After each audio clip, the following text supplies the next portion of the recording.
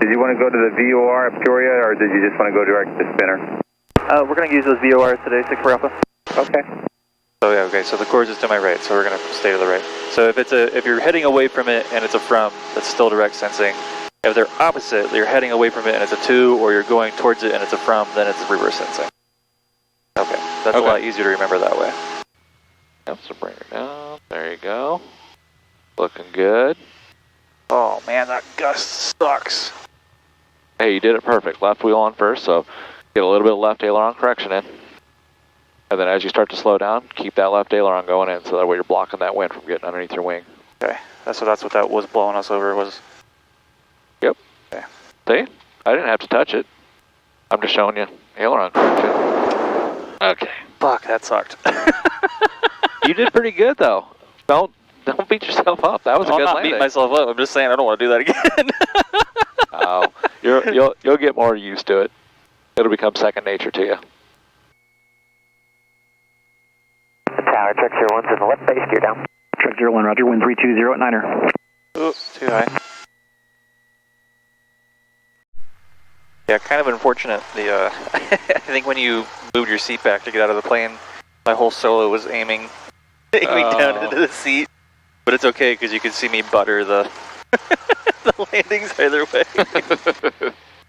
Alright. Have all that on. Mixture is required. Lean it out just a tiny bit.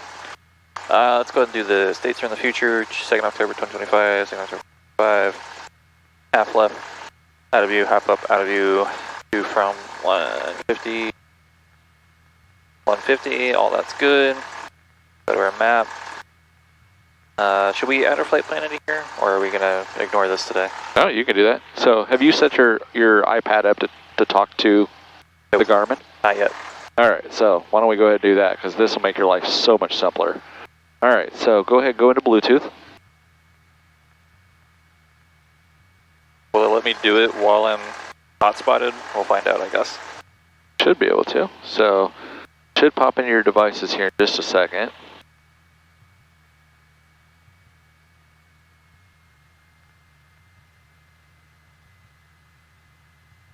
Alright, if it doesn't pop up right away, it could be there's too many people paired in here. Mike requesting directions to the FPL.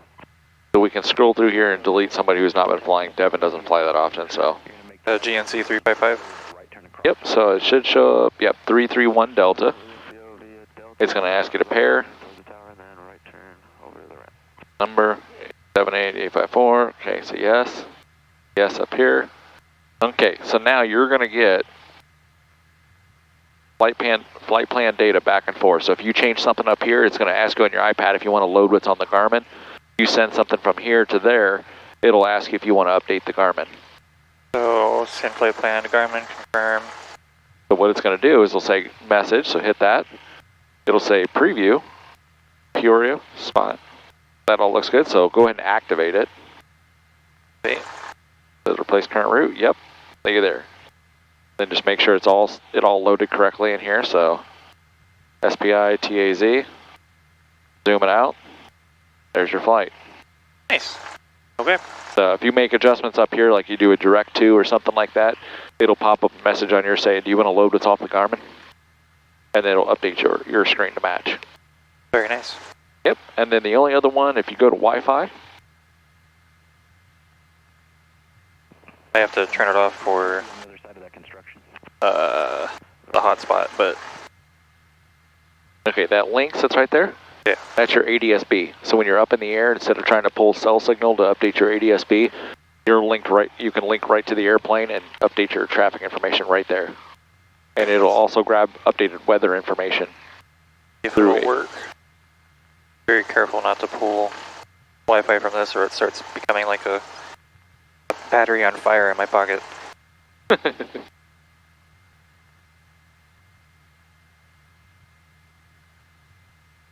Do I need to like press anything? Nope. This one should just automatically connect. If not, it's not a huge deal, but why is it saying traffic unavailable though? That's different. So how does ADS-B get its signal? I don't know. So it's a signal that comes off the bottom of the airplane, pings out to ground stations, and the ground stations report back. So right now it's just hitting the ground right underneath the airplane. So you won't get an ADS-B signal until you get up in the air, and you're, I'd say probably about 800 to 1,000 feet up in the air. Alright, flaps going up. We don't need our heat yet. We might need heat today, but we don't need it yet. Avionics are on. Let's get our ATIS.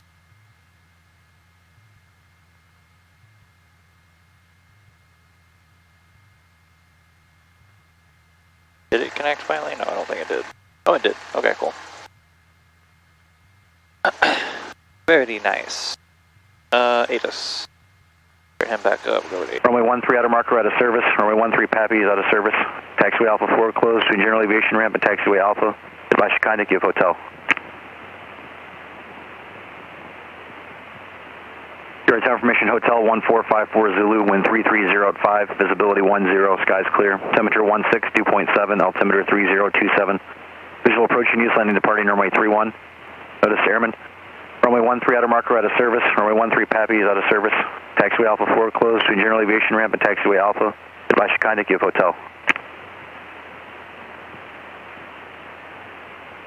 Your time information, Hotel 1454 Zulu, wind 330 visibility 10, skies clear. Temperature 16, dew point 7, altimeter 3027. Visual approaching use, landing departing runway 31. Notice airman. Runway 13 out of marker out of service. Runway 13 Pappy is out of service.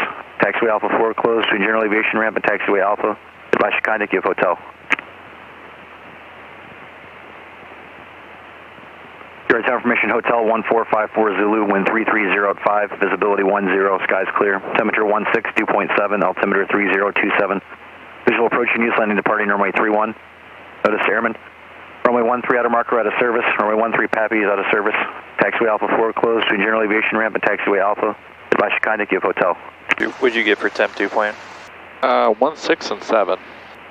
Your time information, Hotel 1454 Zulu, wind 3305, visibility 10, skies clear. Temperature 16, dew point 7, altimeter 3027. Visual approaching use, landing departing runway 31. Notice airman. Runway 13 out of marker out of service. Runway 13 Pappy is out of service. Alright, now we need clearance delivery. 121. I don't really want to keep 8. 121, earn 24. Your time information, Hotel 1454 Zulu, wind 3305, visibility 10, skies clear. 124, that's 675. Alright, so this is where it gets new for me. Courier, clearance delivery, Skyhawk 5364 Alpha, student pilot information, hotel. VFR, departure to Kilo, what was it? TMZ or? TAZ. So you could say Taylorville, Tango Alpha Zulu. Tango Alpha Zulu via, we're gonna do,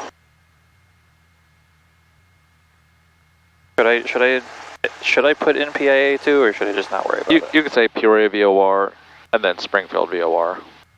Yeah, Peoria VOR, Springfield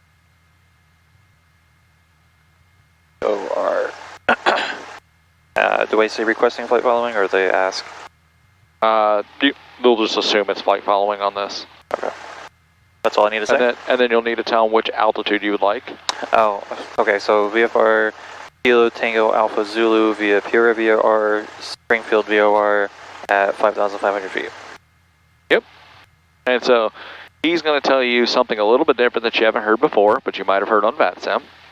He's going to say VFR at or below 5,000, higher with departure, because he can only control you up to 5,000. So you're higher than 5,000, so he's going to say higher with departure. Then he's going to, the rest of it's going to be the same. Okay. So he'll give you your frequency, he'll give you your squawk code.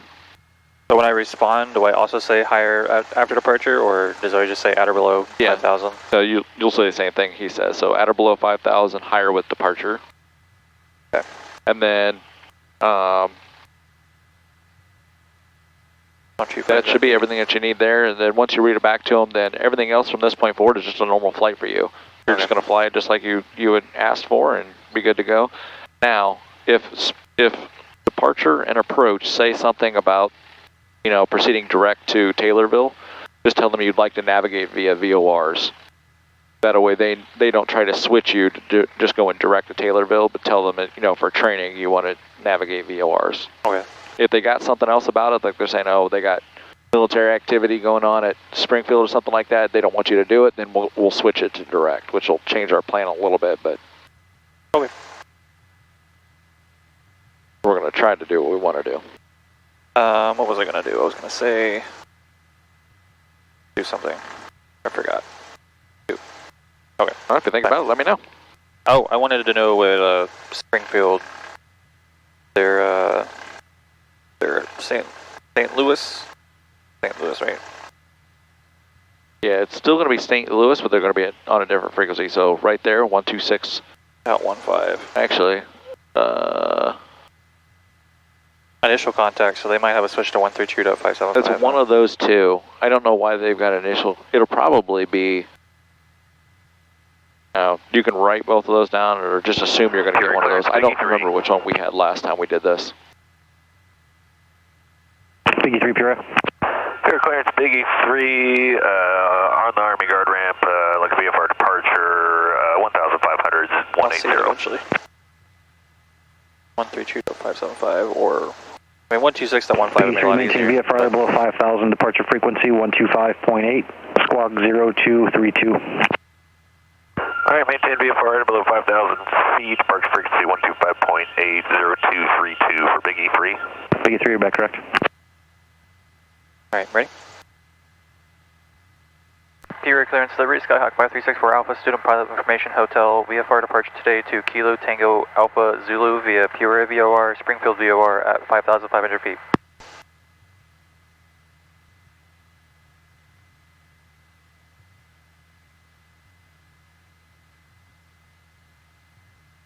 What was the call sign again going to Taylorville? 5364 Alpha. 5364 Alpha, roger, standby. So he's punching it all in, sending it over to departure.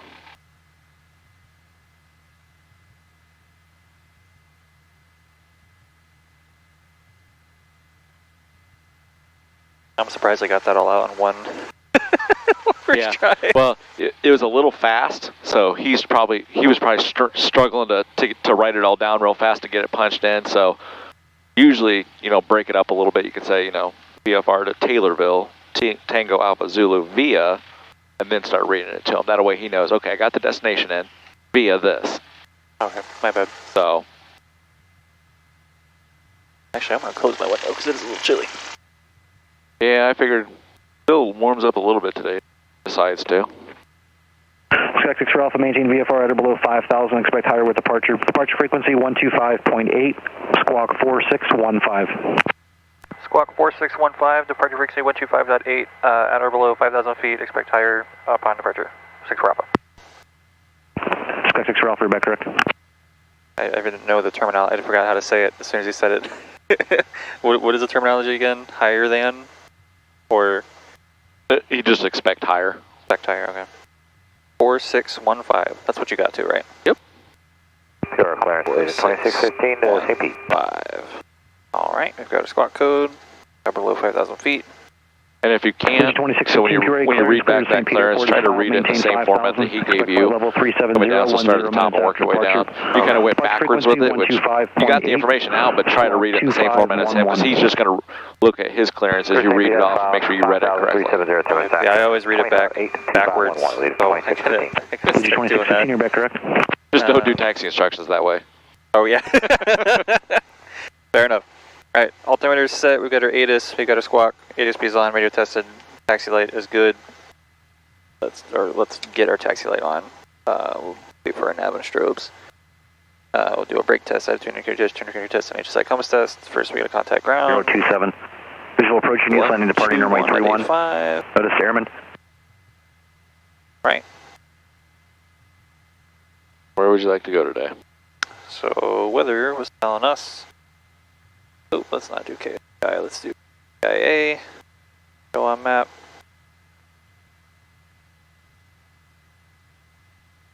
Because the wind was at 330, so 3-1's going to be our best bet. 58. And if you remember, when they read it on the ATIS, they said landing and departing runways 31. Oh, yeah, He so didn't give you an option for 2-2, so they he's wouldn't only even let departing us- 3-1 today. Skies 5807, Pure 8 clearance, clear to Chicago Takeoff Airport via via direct B Ford. Banky 6 arrival. Alpha, right?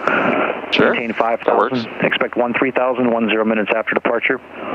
Departure frequency 125.8. Squawk ground, aren't I? 1167.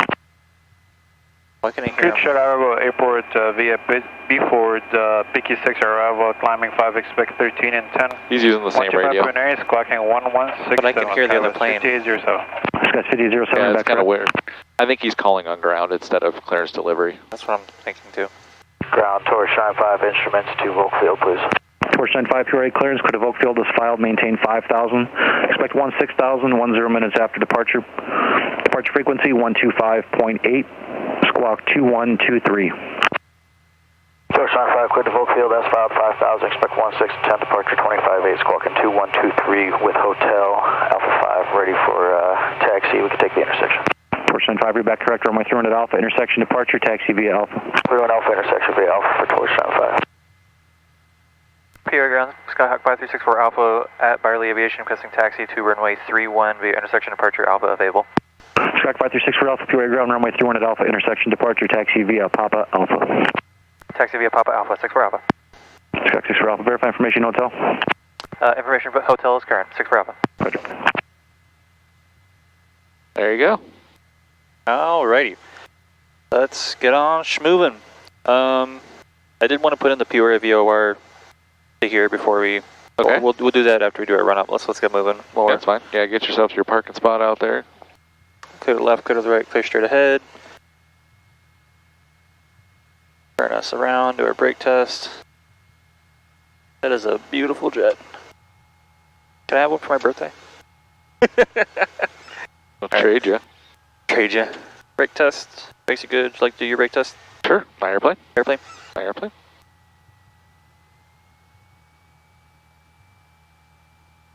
Brakes are good. Your airplane. My airplane, Your right. airplane. Going via Papa Alpha. Papa. Get an eye out for people. Oh yeah, thank you. I will get that out of your way when you're taxiing.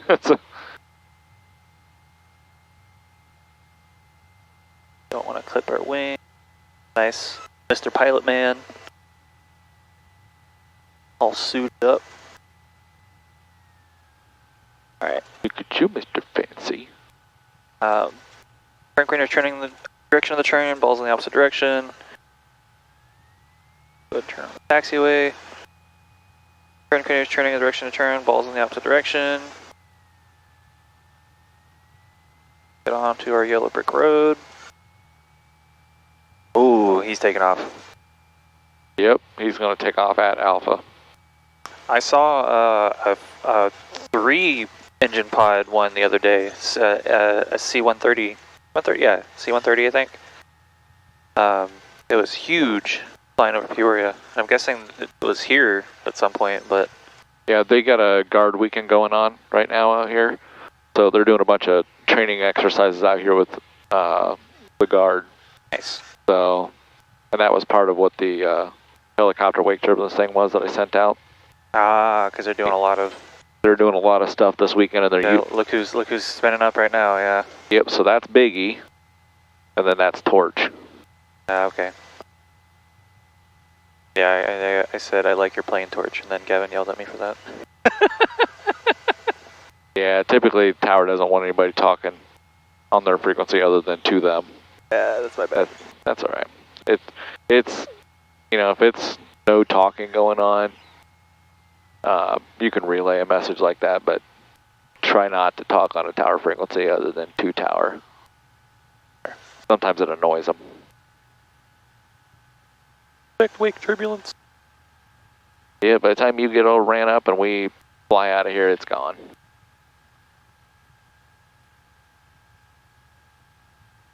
Alright, let's see here.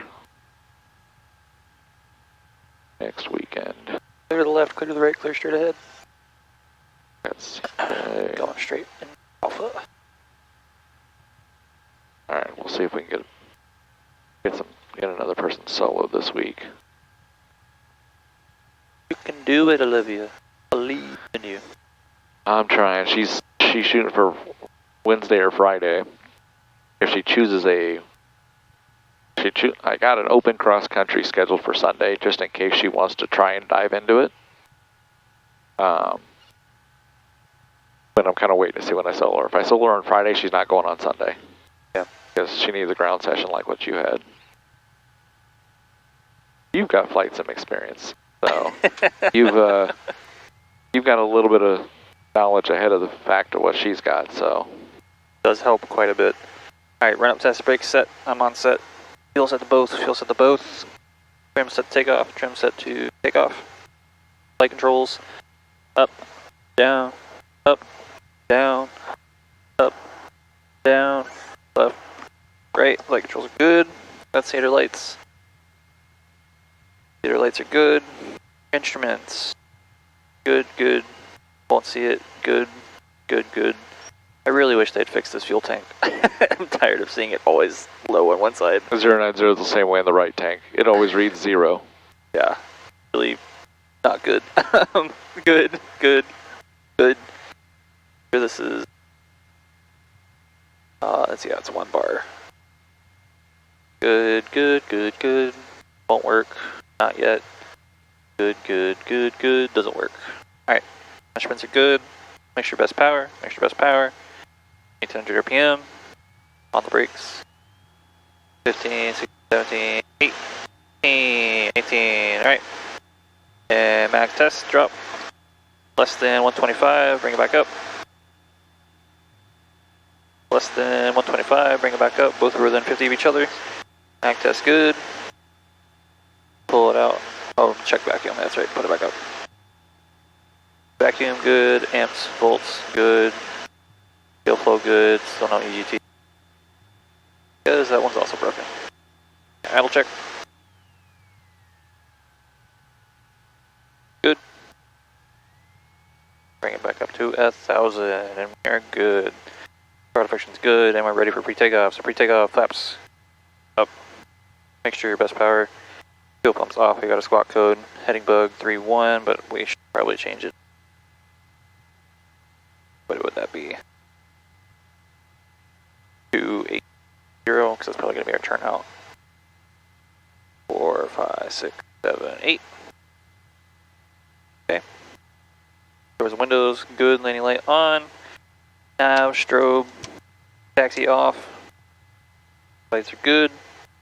And we're ready for pre-takeoff. Oh, I want to do the VOR. Alright, so what's your VOR? 115.2, channel 99. So, Alright.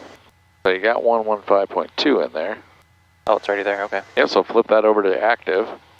You'll see your HS line come active. And then, yeah, what is the other one? Springfield 112.7. Oh, it's this one, 112.7. Alright, so you got them both in there. Good job. And we'll go ahead and set this to, since we're flying to the Springfield VOR, again, it's going to be like a 270. So we probably won't see it, or 280, sorry. Probably won't see it until we... So which one is the one you're going to be paying attention to? What do you mean? Which of these are you going to be paying attention to? Oh, that's a good point. I'm assuming this one... Wait, no. Yeah, this one. So, this one is solely driven off the GPS. So whatever you put in here in the GPS. Target via Echo Mike, hold short 31 at Mike Torch 17. So there you go. You see the needle already started to swing because you're picking up a signal already. So that's almost already directly, of course, because we're facing that way. Yeah, okay, cool. Alright, so you got an idea? So when we get airborne, we get up and we start climbing, and we go direct to the VOR. You'll use your numbers that you picked out on your flight plan. You'll see if that's the number that's going to get you over to the VOR, and then we're going to hone in on the VOR. Okay. Once you see that flag flip, you know you're over the VOR. That's when you can turn to your next heading. Which will be the Springfield VOR, and we'll put that all in and switch it over, and then start looking for our stuff. Yep, so now outbound, you're going to stay on the Peoria VOR until you get about halfway to Springfield. Then we'll switch over to the other contact VOR. departure. Okay. Over to departure, thank you, 3. Alright, holding short via Alpha at runway 3, ready for departure. Ready? I'm ready. Peoria Tower, Skyhawk 5364 Alpha, holding short at runway 31 via Alpha, ready for departure. Skyhawk 5364 Alpha, Peoria Tower, wind 300 at 5, turn left on course to the Peoria VOR, runway 31 at Alpha, clear for takeoff. Turn left on course, Peoria VOR, 31, clear for takeoff. Skyhawk 5364 Alpha. Alright, clear for takeoff. Alright. Runway is clear, nobody on base, nobody on final. Runway is clear, nobody on base, nobody on final. We're turning to our right, because if we turn to the left, we're just going to run off the end of the runway. That would be bad.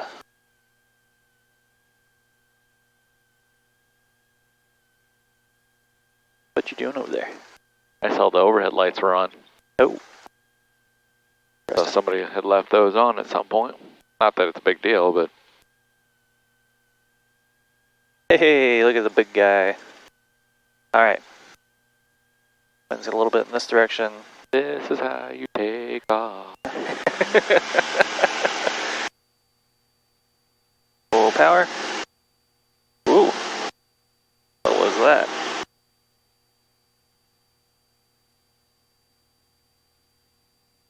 And rotate.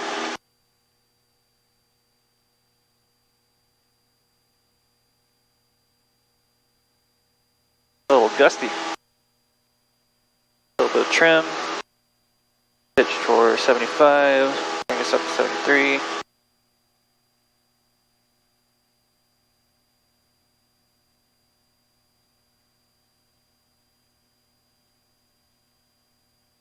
Whew. A little bit more bumpy than I was expecting. Is this from the... I think this is all from the torch? Yeah, it could be a little bit of leftover wake turbulence, but he left probably about 5 minutes ago, so most of that should have dissipated. Skyhawk 64 Alpha, contact departure. Contact and departure, 64 Alpha, see ya.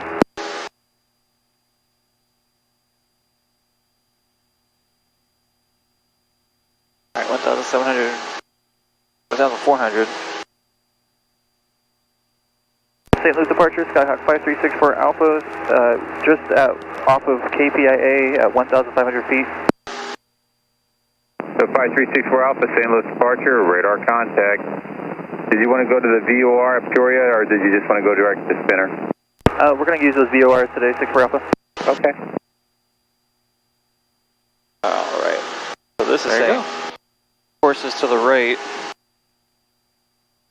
So we're going to get back onto our course so setting. 25406, fly heading at 050. Airport's at your 10 o'clock, and 900 miles. Alright. So, for references today... 050 heading and airport in sight, Blue Streak 50. No, you can't stay at that today. Blue Streak 5406. I'm not going to be able to use that. Clear visual approach. You're going to use VORs, so... Contact tower now. How do we tune into the VOR and follow the VOR? Well, right now we know we're already tuned in, so we're tuned in via 115.2. Okay. We know that our course is to our right, and I'm coming back onto the course heading. We know we're navigating 2, should be 270 is how we planned it out. Alright, so right now, you're a little bit to the right, of course.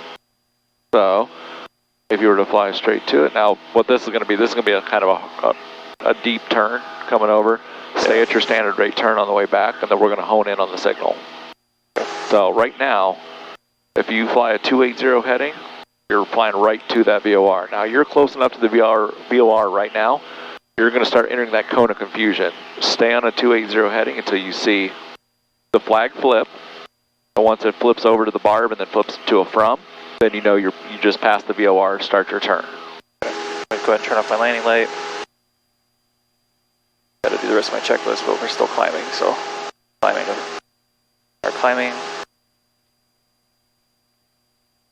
Get a little bit back. I think our true course is a little bit more into the wind, so I'm going to turn us a little bit closer to 290 and keep us this way. Blowing around a lot. Yep, so what I would say is hold this 290 for right now, because you're going to have to make a big turn to the left, so you don't want to increase that angle that you're going to have to turn. Right. Alright, so we're just about over the VOR now. In fact, if you look out your window and look down, you might see the VOR. Piggy 3, ready to service terminus, squawk VFR, pre-change, good day, sir. No, I don't see it yet. Oh, there it is. Yep, I see it. Look at that. So pretty. All right, so we're going to go and make our turn. All right. And GPS is cheating. Good thing you didn't see it. Oh, it is. It told you which heading to turn to. So according to our map, which way are we turning? Pretty much almost direct south. We had it in our log, so I can look at my log too. Yep, so what was your heading you picked? 181. Alright, so go to about a 181. 781, right about there. Alright, so look at here. See your flip? Yep. Woo! A little bumpy. Alright, so right now you're still over that VOR, so it hasn't quite flipped over yet. It's trying to. So go ahead and tune your outbound course, which on here, your outbound course was 170. So tune a 170 in. 151617. There we go. And look at there, you're from Needle. So there's your course. Course is currently to my right. Or no, because we're on the from, so we're heading away from it. So the course is. Oh, don't confuse me. Hold on. Wait. I just thought I had it. It'd be the opposite of what you think. So the course is on my right now, right? Nope. So you're in direct sensing right now. So because you're in direct sensing, this is showing you where your course is at. So the course is to my left. So your line is over to your left. When is it reverse sensing again? That's when you're going towards it, but it's on a from. So what heading are you on right now? About a 180? Yeah. You've got it tuned to about a 180. If you flip this around so that your 170 is down here, which is why they put the arrow down there, this is telling you how to get to the VOR. So this is reverse sensing. You're flying away from the VOR. So if you've got your heading selected up here and you're flying that heading, it's going to be a true direct sensing. So I'll flip it back around for you so you can find it. We're already above 3,000, so I'm going to lean this out.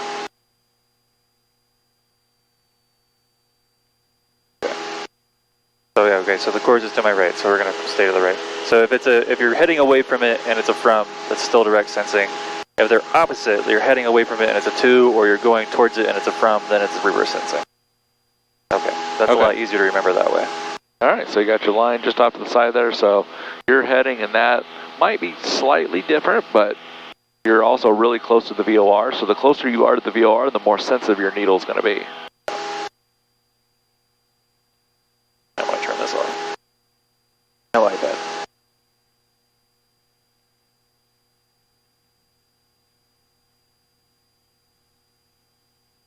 Oh, it's so much smoother now. Alright, so your first checkpoint that you had on there was top of climb, so you're coming about 500 feet from top of climb, and you said it was going to be over, essentially just on the other side of the river, at Kingston Mines. You're probably going to get there earlier. Yeah.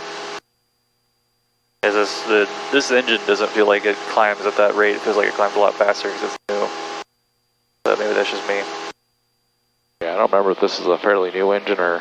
Yeah, this is the new one. We had to break it in when I first started. Or I didn't have to break it in, but there was break-in rules when I first started, which was beginning of April. So I guess it's not like new, but...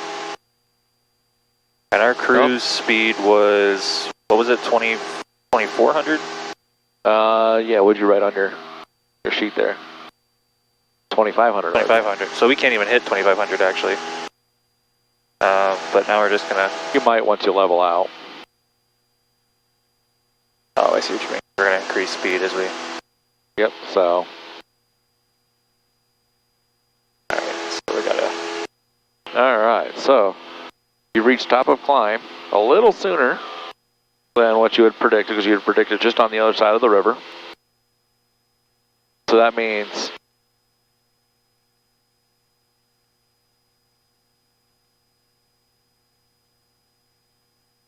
Just wait, we'll wait. We're hitting it now, yeah. Yep, so we're hitting it now. So I see the river. So pilotage on your next one goes to, you had a road, and you said how long was it going to take you to get there? About 7 minutes. 7 minutes, alright. So if you wanted, reach up there, hit that control button. Alright, I always wondered what that did. Yep, it's a timer. So We're going to see how close you get. So get yourself to 2,500 RPMs, level flight. Yeah, we're not at level flight at the moment. Keep on. Come back down.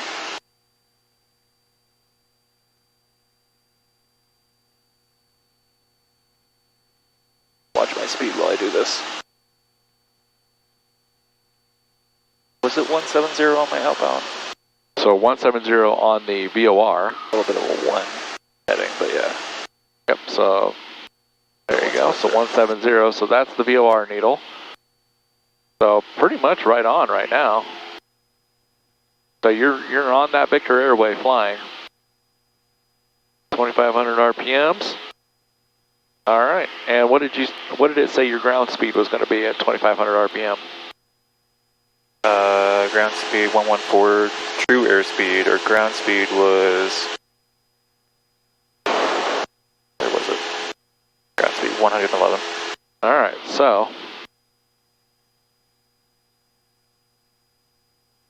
What are we at? Oh, we're way faster than that. Way faster. So the winds are a little bit more than what they predicted, apparently. Or our engine's better. I did also just kind of do a downward slope, so trying to get us back into level flight. And I should also do a recalibration of my mixture. Okay, we're still good. There you go. Okay, so 2,500 RPM. What is your true airspeed right now? It would be or true airspeed, yeah. 105, 104. Okay, so here's how you're going to have to do this. So your true airspeed is actually determined by how you dial it in up there. So that little dial that's next to it, if you look up at the very top up there, you got your temperature across the top in Celsius, yep, and you got your altitude in the dial. So your altitude, you're going to set that to 5,500 or as close as you can get to 5,500 and put your temperature as close to where you're at. So your temperature right now in Celsius, if you hit that top one up on the little red one above the timer. Yes. Yep, hit that. 42 degrees Fahrenheit, hit it again. 6 degrees Celsius. So it's going to be stupid difficult to have to dial that in, but that's about what it's going to be. So now at the bottom, your true airspeed.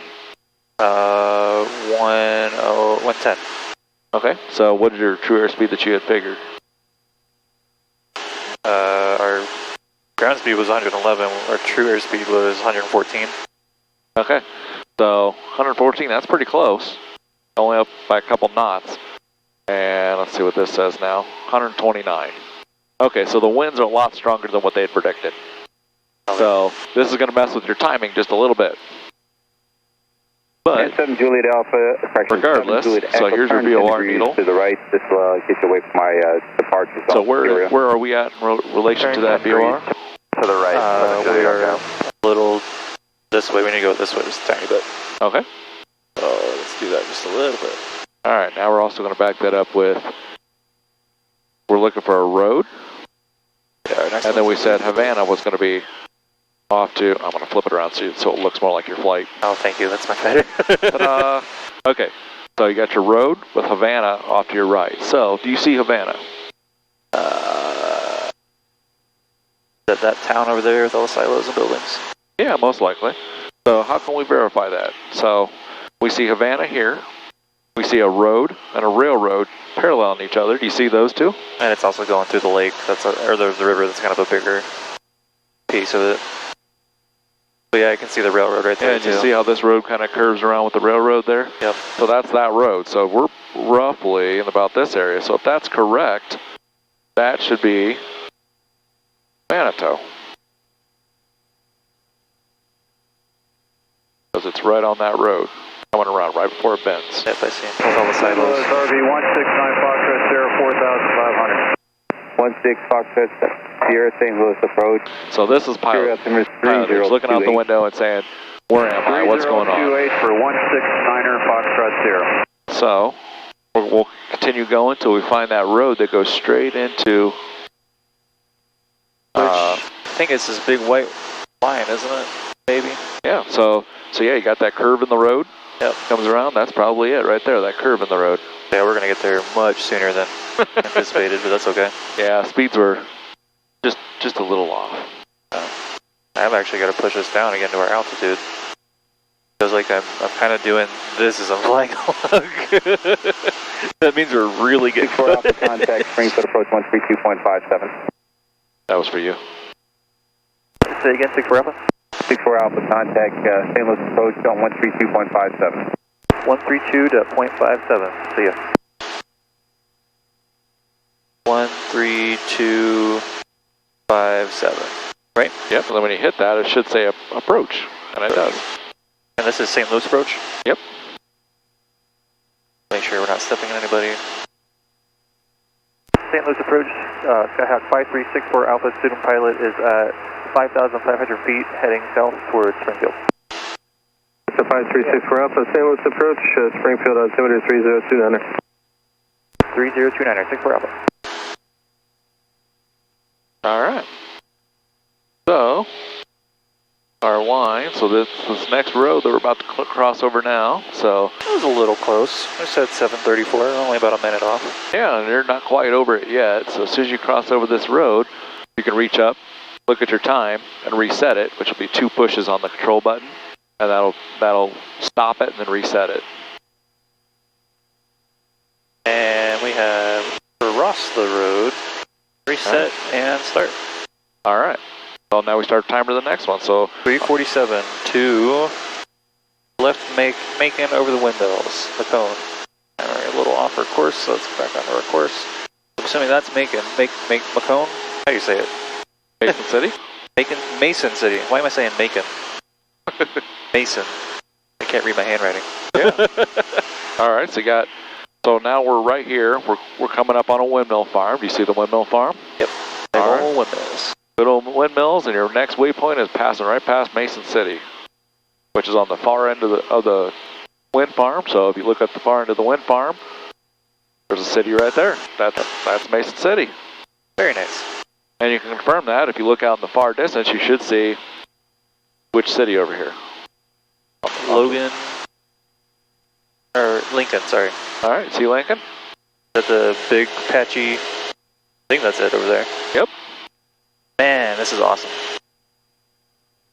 Welcome to the world of VFR. I can actually I can actually see, this has always been my problem in flight sim, is I can never actually see what's on the ground, but it's so much easier when you're actually in a real plane, because it's... Yeah. So as we're kind of flying along here, we'll show you some different things while we're doing this. So one thing to always keep in mind, everything's going smoothly right now. Right. What if the engine were to fail right now? Where are you going to go? Right now, where are we again? You tell me. Just pointed out, so there's Mason City, so we're right here, so probably go to Logan County. You think you can make it to Logan County? Yeah, for sure. I need to know where Logan County is, but yeah. Okay, so look at the city. There's the city, and it shows the airport on kind of the northwest side of Logan County. Logan County is over there by Lincoln. Okay, maybe not then. Think you can make it that far? No, yeah, never mind. No, you're probably not going to make it that far. So, anytime you're flying, keep an eye out for fields that, if your engine were to fail right now, where could you go and safely put it down? There's so many cornfields, but yeah. There are so many options, but, picking spots every once in a while and saying, all right, I'm going to go there if my engine fails. You've got an idea of, I don't have to immediately, oh my God, you freak out when it actually happens. Yeah. And you have that scare factor, so to speak. You can look out the window and actually say, oh, well, I already picked out that spot right there, so I'm just going to go to it. Now, if you can glide to an airport, of course, yeah. Now, right now, we don't even have any private fields anywhere nearby, except you've got one in front of the wind farm that's over there. What do you mean, below us at this point? Yeah, so this is Mason City. So we just passed Mason City, and we're just passing the wind farm, so it'd be like right below us somewhere. Yep, so here's your Mason City checkpoint, so you can reset your timer. You said 3 minutes here. Oh, I've been looking at this line. I'm being dumb. Yeah, I'm trying to keep it in the format of where we're flying, so you can... Sorry, yeah, right here. Yep. Never mind. I've been thinking we were doing the direct to for some reason, because I was... Oh. You flipped it upside down. That's okay. That's my bad. Trying to make it a little bit easy on you. Okay, so yeah, Mason City's right there, so the airport would be... Out to your left somewhere, and it looks... I see it, yeah.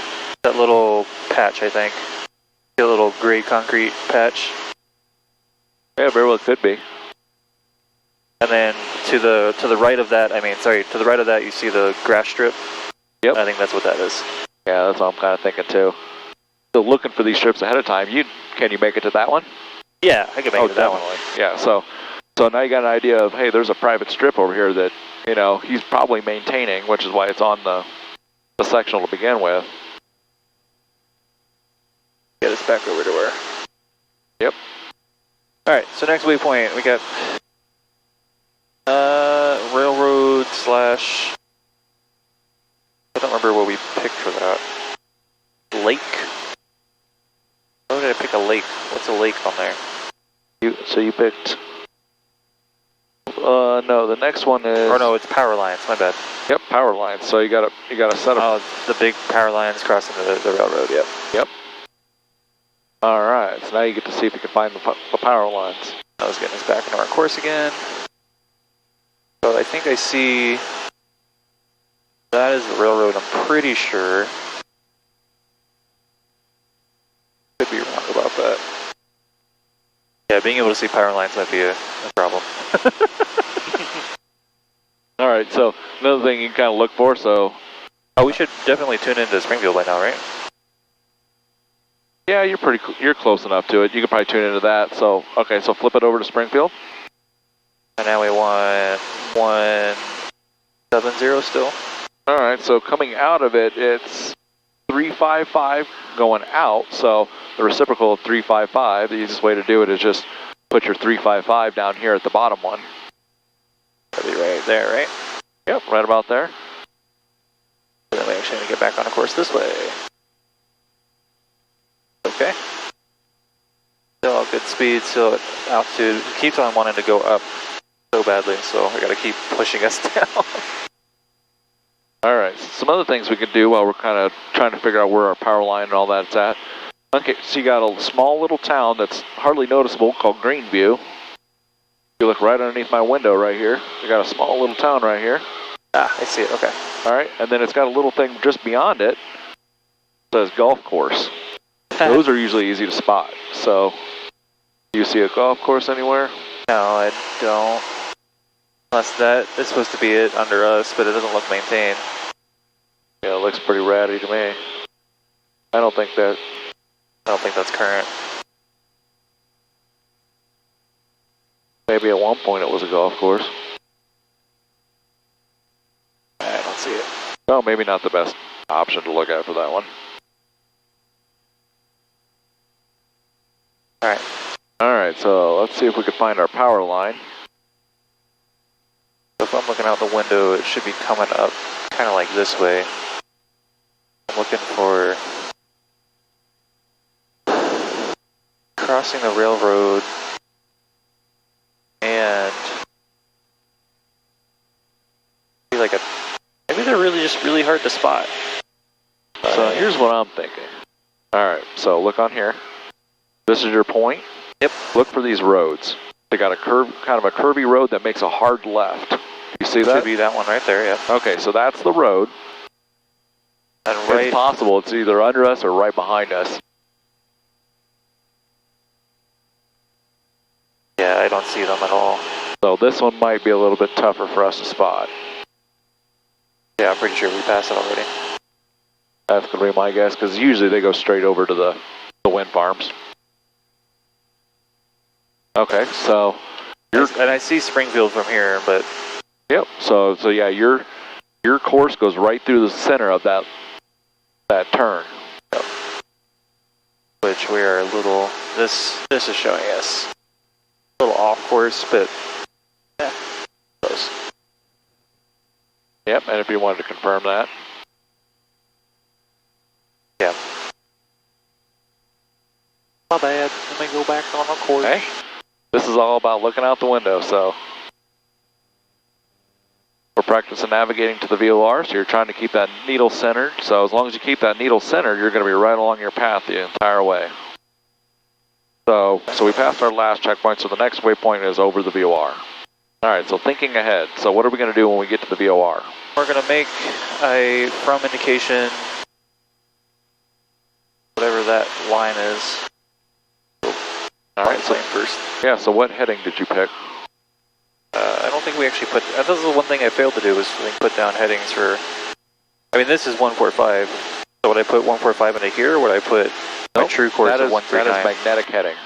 So that is going to be 145 up here, or if you've got it dialed in and checked and it's periodically correct, you can use 145 on there. Okay, so let's do 145 on here. It has been checked periodically, so it's still good. Yeah, so as soon as you cross over that VOR and you see that flag flip, you can start your turn to 145.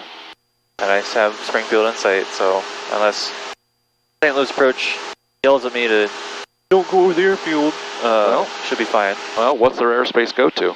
4,600. You're overflying the airspace. Yeah. So, okay, but sorry, back to the question. If I want to set the VOR to a from to be able to go towards the other airport, I'm saying I should use my magnetic course, so my 141? No. So we didn't calculate this directly because there's no Victor Airway telling you what the answer is. So your only way of doing that is when we cross over and you get to your 145 heading, center the needle. Okay. Find it, make sure it's on a from heading, and then, center it, and that's going to be your outbound. Cloud. I want to hit it. I want to go into it. Lava. Alright. So I've got my 145 set ready for that. So as soon as we see this flip, I'm going to start. I mean, unless I can see the VOR from here. Alright, so it's going to be right on the field. Yeah, that's how I'm looking for it, but I don't see it. Unless it's the little trees in the buildings. So what I'm thinking, it's either right by that tree and building, or it's that, you see the little spot to the right that's kind of just its own little pavement in the middle of the grass? Yeah. It might be that as well. Okay. I mean, I should be able to also see the other airport from here by now. It might be a little bit too far to see it. You're about 20 miles away. It's going to be a little tough to see. Now, one thing you can say is look for that lake, which is that right there. So it should be just a little bit past that. I don't think I'm going to see the field, but I know. You got the general area. Yeah. Yeah. Okay. Alright, so we're just going to wait for this to flip over. So, once you see that, then we'll figure out which. Way too high. I'm going to come down. Good correction. Watch my airspeed as I do that. Too busy looking at maps. Yep, fly the airplane. Aviate, navigate, communicate.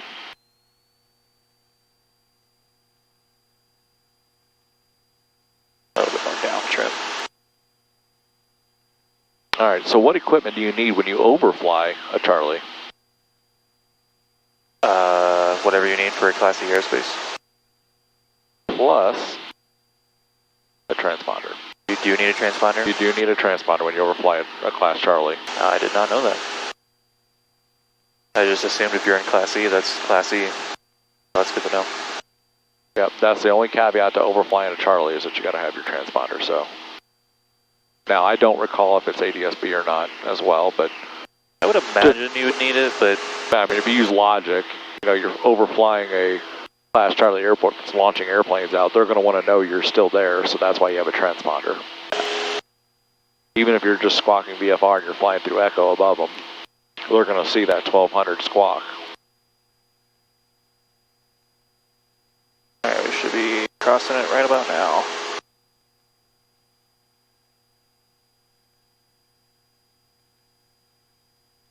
Yeah, so I've landed here once.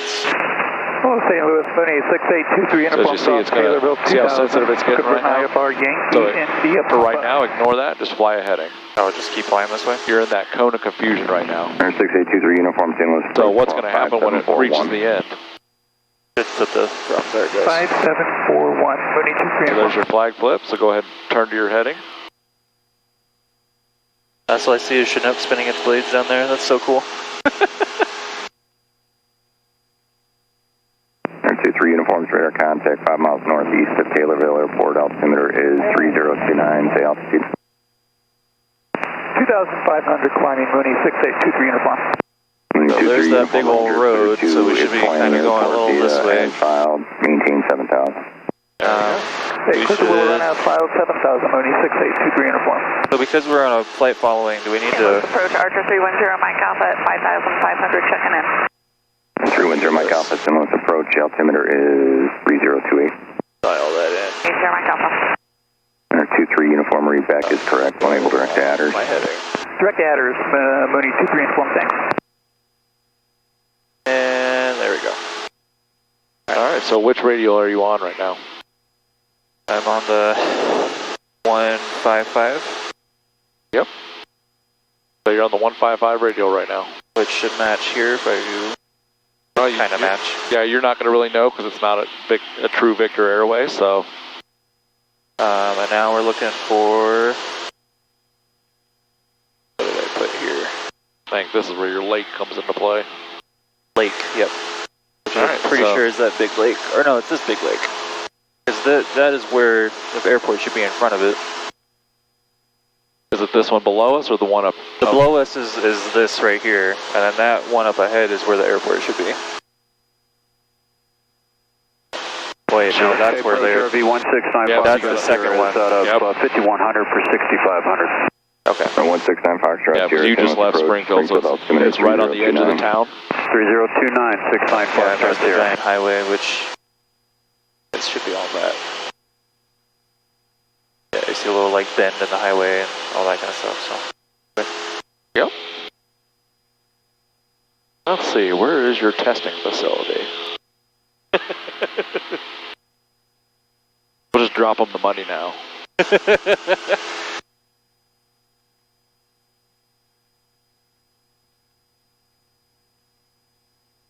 Funny thing is, I can actually see where it's at. Moving 23 uniform contact, Champaign approach 132.85. 13285, Mooney 6823 uniform, so long. Do you know what these symbols are right here? No.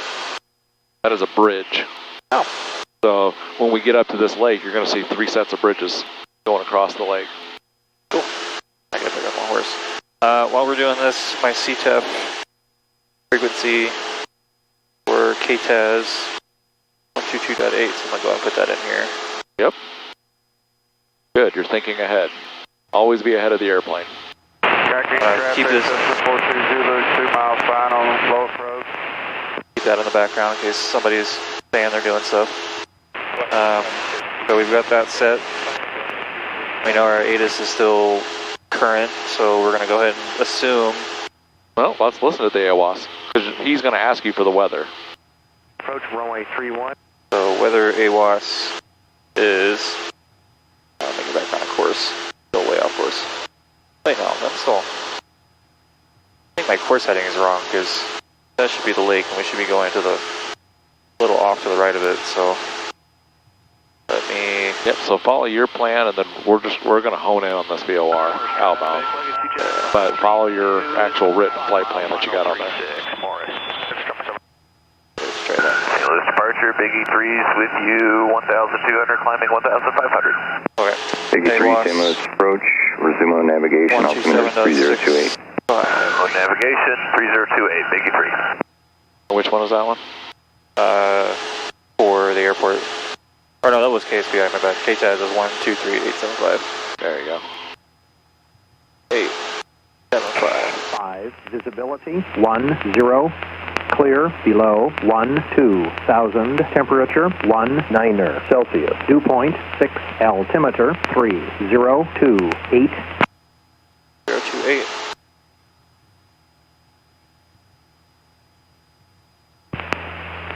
Taylorville, Municipal, Airport.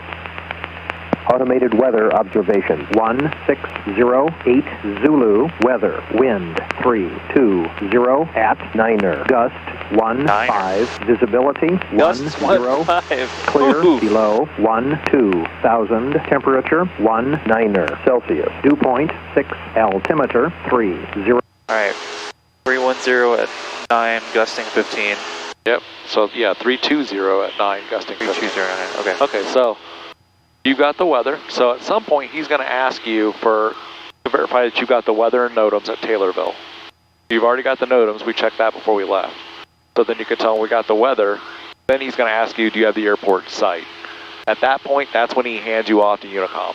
Okay. And then you're done talking to him until we get airborne again. I need to think about what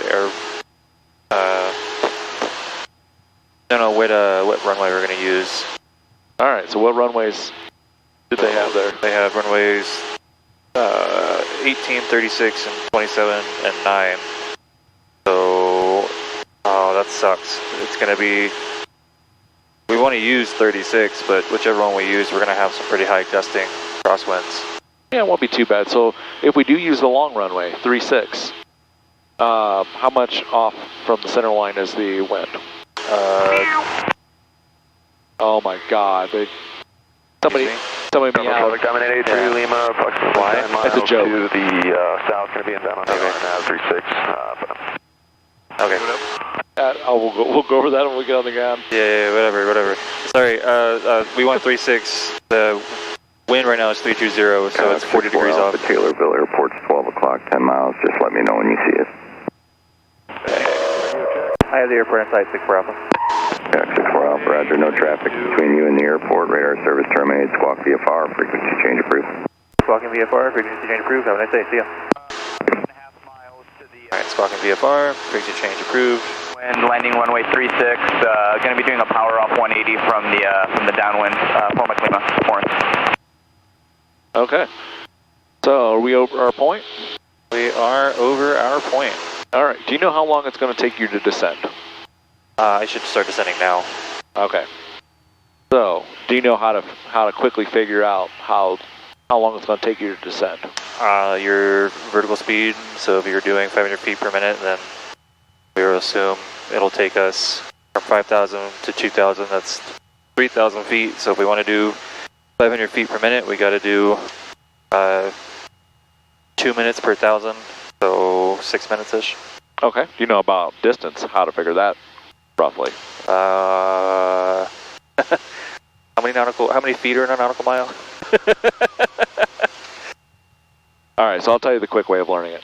Jacksonville traffic, At about a 637, hearing left-bound wind, runway 31, Jacksonville. At a descent down at roughly 90 knots, the Cessna 172 will cover approximately 3 miles for every 1,000 feet you need to descend. 3 miles for every 1,000 feet, okay. So, we're coming down to pattern altitude. Which is... should be the same, yeah, 1,700. So, to get to 1,700, how much are we going to have to lose? 6 miles to the south. We have to lose 3,300 feet. So if you're saying it's about 3 miles per 1,000 feet, then that's going to take us over the airport to be able to still get down to pattern. Yep, so what you might need to do is you might need to do more than a 500 foot per minute descent. Well, actually, if runway 36 is that way, then I'm going to... Yeah, so you got the airport in sight? Yeah. Okay, so you know that's your runway, so as you're coming down, how are you going to enter the pattern? You want to enter the pattern into a 45-degree angle on the downwind of runway 36. And if we're doing left traffic, then we want to be on the right side of the airport. Okay, so you've got the runway in sight. You've got, basically, you're on a 45 right now coming in for a downwind. Yeah, but I got to still lose a lot more altitude, so... Yeah, so as long as you just have more than a 500 foot per minute descent, you can lose the rest of it when you're on downwind. Okay. All right. So for right now, maps are useless to you. Yep. You've got the field in sight. Jesus Christ. All right. So now we're going to pay attention to if there's anyone out there. So I'm going to see. There is somebody at Taylorville. Somebody out. Okay. So how far are we right now from Taylorville? 5 miles. All right, so go ahead and make a 5-mile call. Back traffic, Cessna 99104, 10 southeast, southwest of the field, setting up for left base 36. Back to Taylorville traffic, Skyhawk 536 for Alpha. We are entering 5 miles from runway 36, left traffic. Different bed, they're being built. Yeah, affirmative Taylorville. Affirmative Taylorville, 64 Alpha. So that's how you can acknowledge. All right, so we got that other traffic, so let me see if I can figure out where he's at, actually on the iPad. He's coming in for a left base. 20 miles north of the field on the RNAV runway 15, circling to land 331.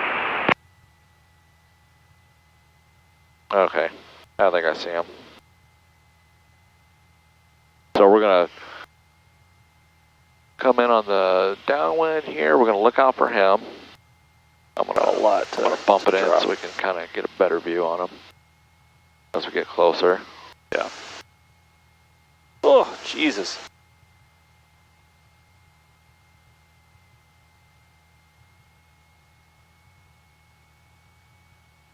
All right, so coming in on runway 36, where's your wind going to be coming from? 330, so it's going to be from my right. Or sorry, from my left. Okay. So keep that in mind when you're setting up that you're going to possibly have a left crosswind. Yep. Taylorville traffic, Skyhawk 5364 Alpha is entering onto the left downwind for runway 36. Taylorville traffic.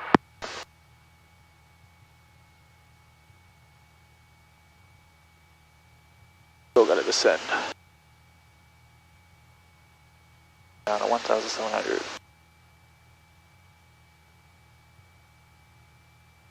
That is a thin runway for a high gust. He said we wanted to practice crosswind, so here we go. There you go. Ask and you shall receive. I'm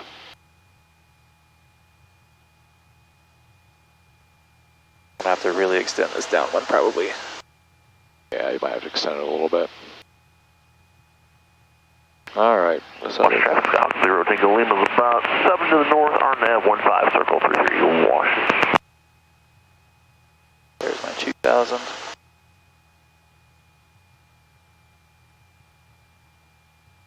All right, so right now on downwind, where is your wind coming from? Behind us. Yep, so it's going to blow you towards the airport. Yep. So I'm trying to turn this a little bit. There is my pattern. Taylorville traffic, Chris is medevac November 438 Alpha Echo, 10 miles southeast, 1,200. We'll be flying by the field on the southwest side for Springfield.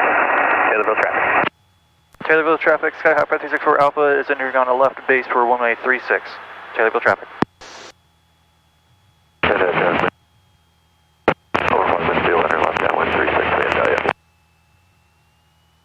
Alright. Oh man, we are not sinking at all.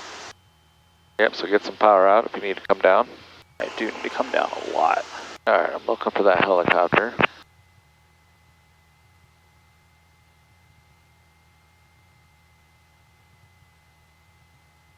Directly off our nose, 300 below us. I'm looking for him too. 1,200, geez, pretty low. Don't put my flaps. Alright, he's far enough out. Go ahead and just focus on your landing. He's 6 miles plus. Onto flaps. Put it in there. Oh man, that gust is awful.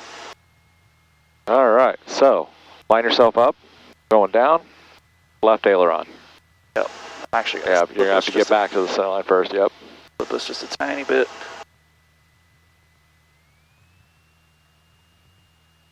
And if you want, you can announce your own final. Yeah. Taylorville traffic, Skyhawk 5364 Alpha is on final for runway 36. Could have said short final. That's right. Alright, so rudder to get your nose down that center line, and then just will you be staying in the pattern? Tell me you're going to do a full stop. This will be a full stop, 6 for Alpha.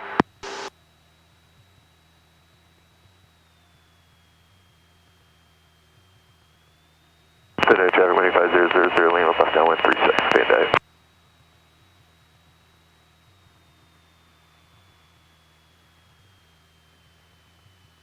I hope you're ready to take over the controls. You got this. I believe in you. Yep, so bring her down. There you go. Looking good. Oh man, that gust sucks. Hey, you did it perfect. Left wheel on first, so get a little bit of left aileron correction in. And then as you start to slow down, keep that left aileron going in so that way you're blocking that wind from getting underneath your wing. Okay, that's what that was blowing us over was. Yep. Okay. See? I didn't have to touch it. I'm just showing you aileron correction. Okay. Fuck, that sucked. You did pretty good though. Don't beat yourself up. That was a good landing. I'm not beating myself up. I'm just saying I don't want to do that again. Oh, you'll get more used to it. It'll become second nature to you. All right. Let me contact Taylorville traffic. Skyhawk 5364 Alpha is pulling off of runway 36. Oh, A2. That's fine. Yeah, and really you don't have to tell them you're pulling off. You just tell them once you're actually clear of the runway. Okay. All right. So once you get across this line here, just stop right in the middle of the taxiway here, and we're gonna look around, get used to where everything's at the airport. So this is what you'll do when you first land. Are you on the? Is that you? Yep. All right. You can stop anywhere along this line here.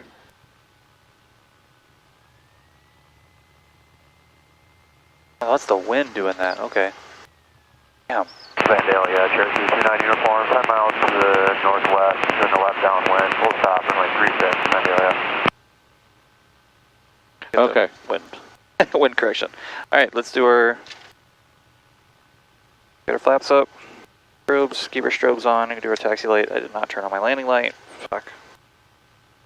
Bad. Too busy trying to land. And, oh, and we did not put in our fucking mixture. See? All about checklists. All about checklists. Yikes. Now, you would have known real quickly if you didn't put it in all the way and it was a nice hot day. The engine would start chugging. So, I gotta really focus on... I keep forgetting to do the pre-landing and landing checklists. So I gotta really focus on that. Okay. Taxi light. Taxi light's on. And we're good to go. Okay. So you did your after landing checks.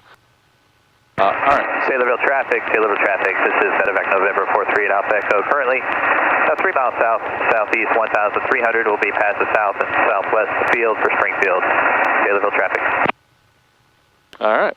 Alright, so looking at Taylorville, it's got a beacon. Can you see the beacon? Yes. Alright. And what else do you see? It's got fuel. You see the fuel farm over there? Yep. Alright, so if you needed fuel, that's where you're going to go. Other than that, there's nothing else. Okay. Welcome to the middle of bomb nowhere. That's where the FBO's at. So if you needed to stop and go to the bathroom or something like that, that's where your fuel's at. That's where your FBO's at. So that's where you would turn off and go over that direction. Other than that, there's nothing else in Taylorville. They're not doing jump activities today, otherwise they'd be announcing it. I do kind of have to pee, but I think I can hold it. That's up to you. If you need to stop, we can stop real fast and you can go to the bathroom. If not, then... We gotta turn off the engine for all that, right? Yep, we'll have to do a full shutdown and everything. Nah, let's keep going. We're good. Okay. Whatever you do, just don't make yourself uncomfortable, so... Okay, so you got your new flight plan up there? Yep. Alright, so take us down to the hold short line and we'll just wait down there. And we'll get all completely set up. So now you got a real good visual on that heli. Where is he? Oh yeah, I see him. Yeah, I thought you were the one kicking my rudders because I couldn't get my rudder to turn left. I felt you kind of smacking it, and I kept trying to bring my feet back. Oh, okay. I was wondering if that was the wind. Nope. The wind's definitely pulling on my ailerons right now. Okay, so the wind right now is blowing from where? That direction, this way.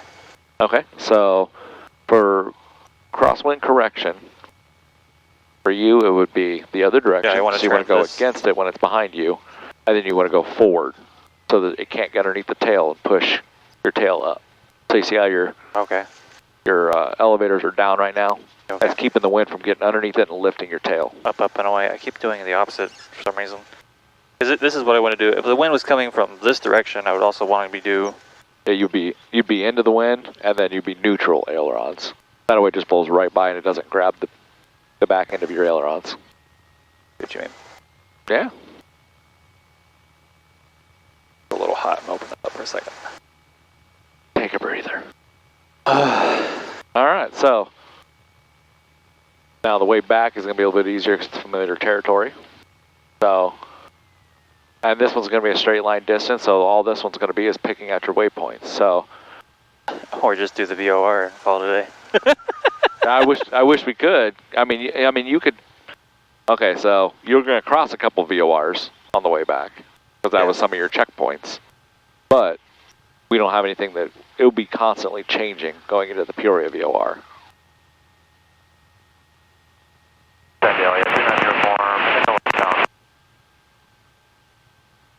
Yeah. So why did someone meow again? Okay, it's a joke in the aviation community about meowing on 121.5, which is the emergency frequency, because guard listens on that, you know, in case they need to come find you. They listen on the 121.5 as well, so the running joke in aviation is meowing on guard, because it's supposed to like piss people off. Okay, but we weren't on 121. No, he was on something else. The only thing I can think is maybe it was a military plane, probably that Chinook, I guess, hopping on there and he's just meowing for fun. Nice, okay. Yeah, he was on the wrong frequency for it, but... Whatever gets your jollies. I guess. Alright. Hold and short. Okay. So, takeoff. Trims in, landing light on, taxi light off. The flaps are up, extra best power, heading bug. Set. Gonna go north. 4,500 feet. This is back to our heading. A little bit. Our heading bug. A little bit. And just make sure when you set that your vacuum is in the green. Oh, it's not in the green right now. Yeah. So if you wanted to check that, you can bring it up to about 1,800 RPM like you would do a run up, and then check to make sure it still matches.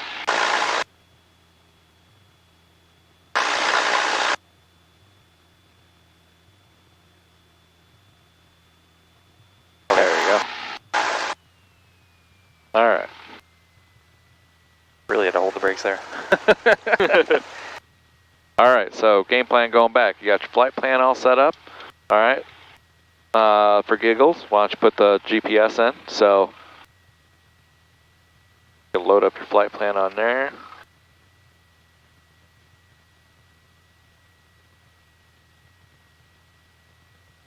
And as soon as you change it,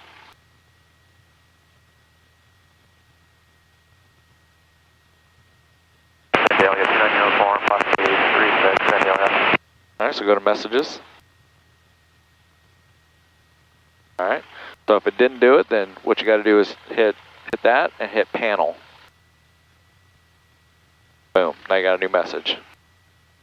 One imported flight plan, Peoria, TAS to Peoria, activate, boom, new route. Isn't that nice? It is super nice. Alright. Alright, so you got your flight plan in there. So, got that pulled up, you got your flight plan on, you know which heading you're going to go to? Yep, according to this, 352. So it's 4 or 5, somewhere right about there. Got Peoria VOR on, I'll also put this in 352 just for giggles. 452. Alright, so got all of that, you got your climb performance, so 73 on the climb out. It's going to take you how long? 7 minutes. 7 minutes, alright, so 7 minutes. And how about distance wise? 900 miles. Alright. Alright, so waypoint. Your first waypoint is what? Edinburgh. So Edinburgh, top and climb. So as we climb up, go to your heading. Once you get to your heading, we'll continue the climb. We'll see if you get to Edinburgh at your top of climb. Yep. Alright. That's rock and roll. Rock and roll. Whenever you're ready, of course. I'm not ready. I don't want to do this anymore. And our altitude was 4,500 for this one, right? Yep. So on this one, we're gonna climb out. So how do you exit the pattern when you leave here?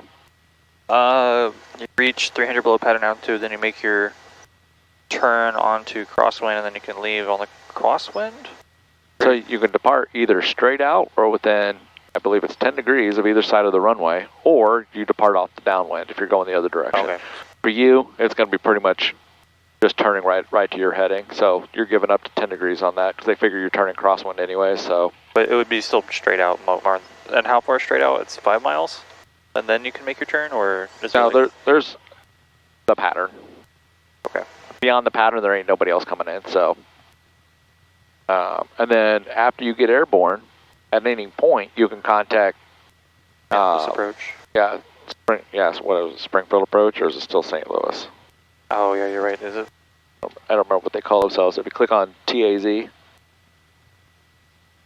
it should tell you on their information page, St. Louis departure approach.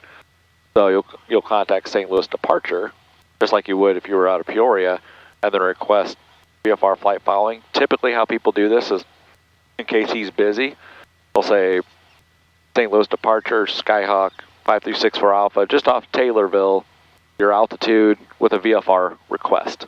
And then once he reaches back to you, he's going to give you a squawk code. I think say state your VFR request. That's when you can say I'd like VFR flight following back to Peoria, Papa India Alpha at your altitude. Or just like a clearance. And then he'll get it all in the system, and away you go. All right, let's get her rolling. 122.8. 122.8. I'm gonna say Fairleyville traffic Skyhawk 5364 Alpha is taking off runway 36, or is it just getting onto runway 36? It's taking off, right? Yep, taking off runway 36, and then which way you plan to depart? Departing straight out. There you go. Taylorville traffic Skyhawk 5364 Alpha is taking off runway 36, departing straight out. Taylorville traffic. There you go. So one last look out, make sure no crop dusters coming in here. Go around. I dare you. Alright, so the wind's coming from that way, so I'm going to have a little bit of this while I'm taking off. Correct. Actually, probably a lot of this because it's gusting 15. What you'll notice is you'll put quite a bit in, and then as you start to roll down the runway, you'll start to feel the effectiveness of it, and you'll start working a little bit of it out at a time. Do you want to do a short field takeoff? Yeah, if you want to try a short field, so what's short field takeoff? 10 degrees of flaps. Okay. And then on the brakes, make sure you're lined up first. Completely on the brakes, full throttle, and then when you are ready, you release brakes and you roll. Yep, so full throttle. Check your instruments. We're all still green. Instruments all green. It's all green. All right, release brakes. All right, now push the nose just ever so slightly down so you get that axis looking straight down the runway. And then as soon as you get to that 55, climb out at that 55.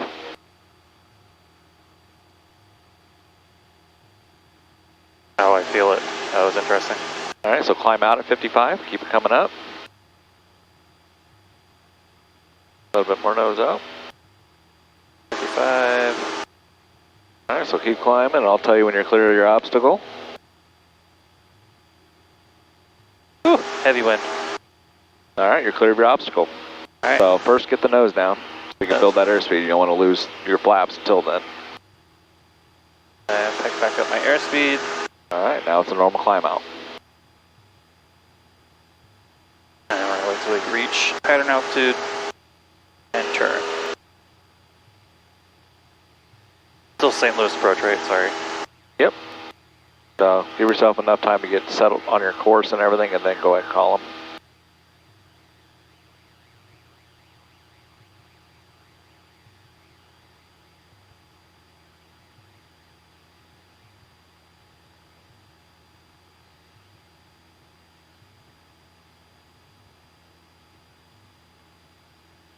Alright, turn off the landing light.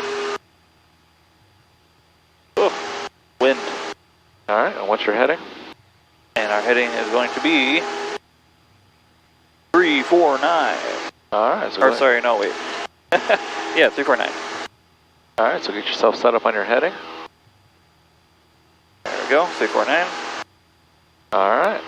Now from this point forward, that's whenever you decide you want to call them, you can. Alright. Switch over to 1. Turn off 2. St. Louis approach, Skyhawk 5364 Alpha, just off of Taylorville at 2,000 feet, requesting VFR.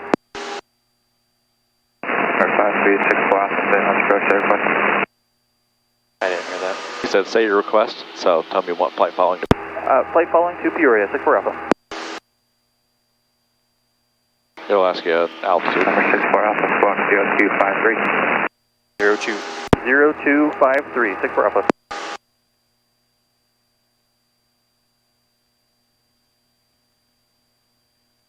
Back on the line. Poor setting.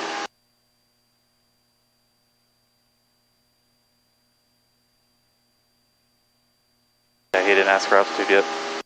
I should have said altitude.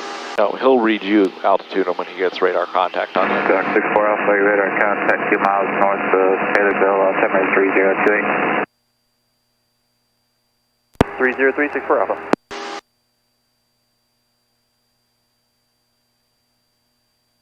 Alright, so he's got you in the system as a VFR flight following. He might ask you an altitude here soon. If he doesn't, then we'll go on. Just listen for it. Yeah. Alright, so climbing out, we're going to 4,500. You're looking for Edinburgh. Close this. Don't mind cheating. Be right in front of me, I think. If I pull my nose down just a little bit, it should be that one right there. Alright, so just to verify, so you got Edinburgh. You got a 2-lane road going along with it, so that's this 2-lane road that's right here. So yeah, that's probably right. That's Edinburgh. And then the road curves a little bit to the left right after Edinburgh. Yeah. That's Edinburgh. Alright, so that's Edinburgh. Yahoo! So, Wahoo! using all of your references on here and, saying, does that make sense? If, is that Edinburgh? Okay, how can I confirm that's Edinburgh? Not just, it's a city. Because you got a city there, you got little mini cities all around here. Making sure you can say, yeah, for sure, that's Edinburgh. And you can look all down the line here. You can see there's little circles, little tiny cities all the way along it. But when they're using stuff like Edinburgh, so it's got big yellow around it, it's easily identifiable. And it really is. It's right on a curve, so. Where this comes into play is at night. You're not going to see all these little towns like Barry. You're not going to see them, but you'll see Edinburgh. You'll see Taylorville.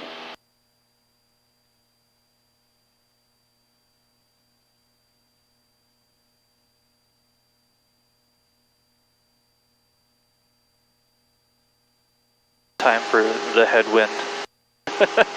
Yep, so once we get up here and you get into level flight, we're going to see how close we are.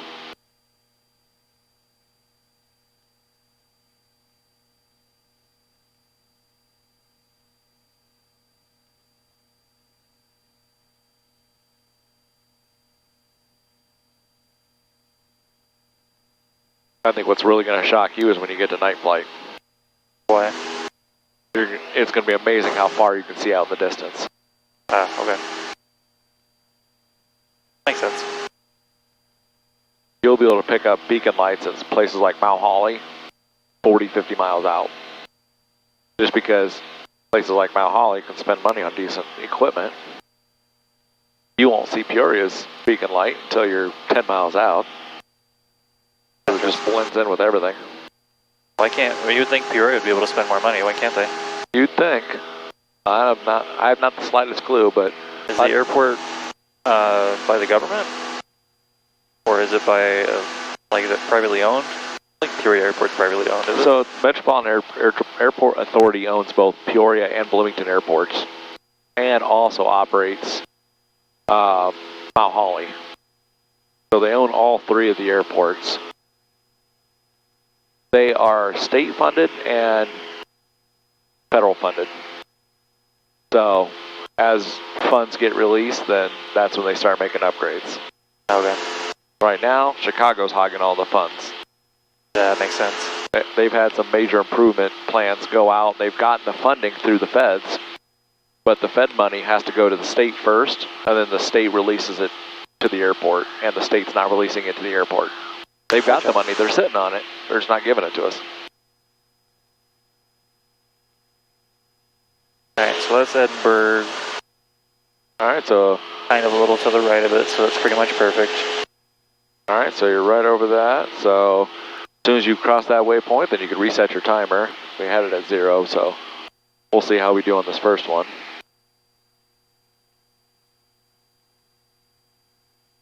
I've really got to fix my altitude.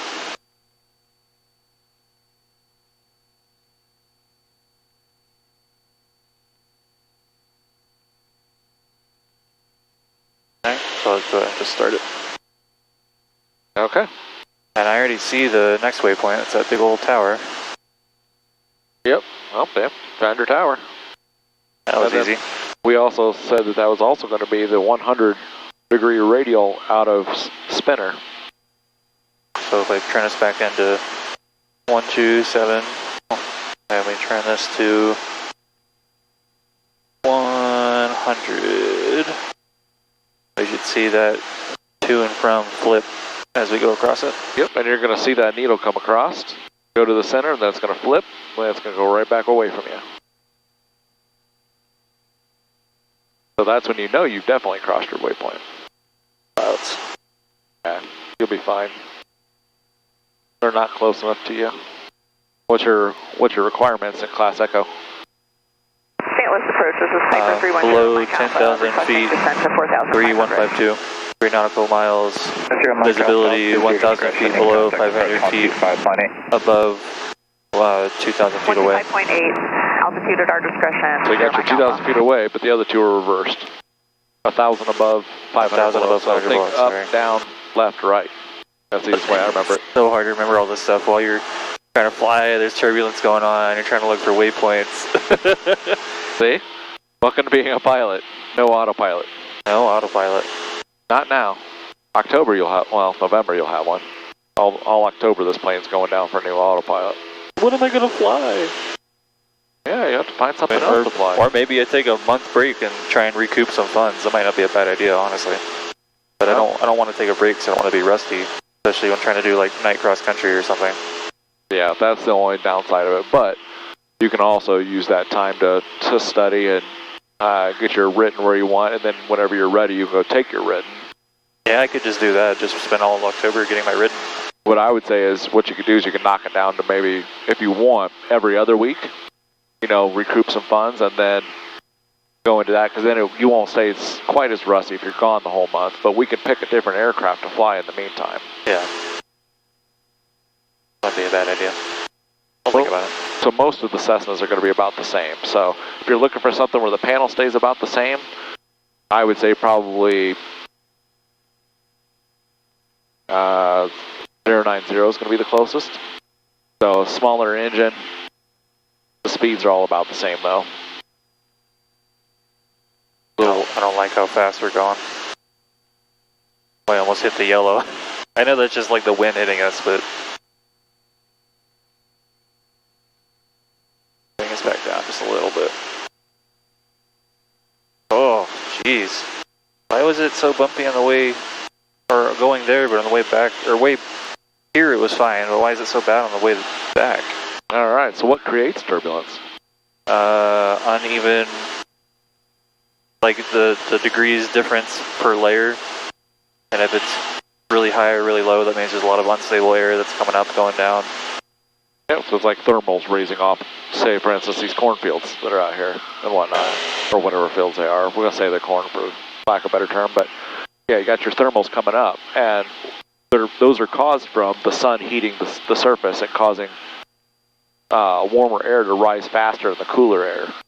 So it's rising a lot faster. So because of that, now that the sun's been up for a little while, that's why you're starting to get these puffies. All that moisture's coming up from the ground.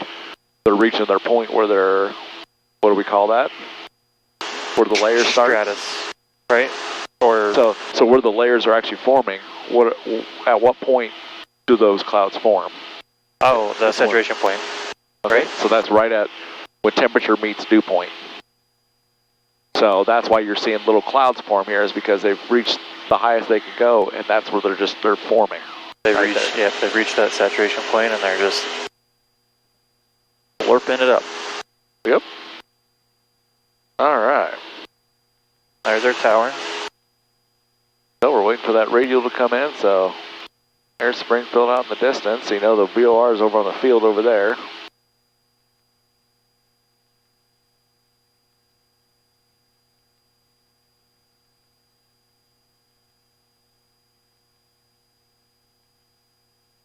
Alright, so what is this road we're getting across now? Can you pinpoint that on the map?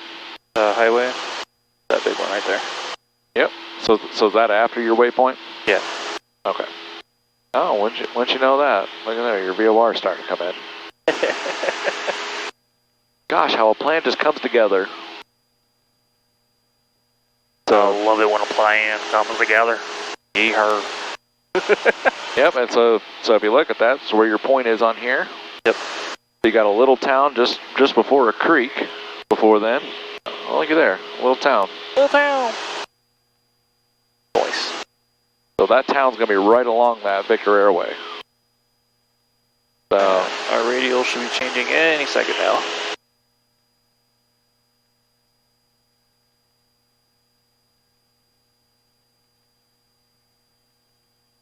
And likely I don't think it's going to flip.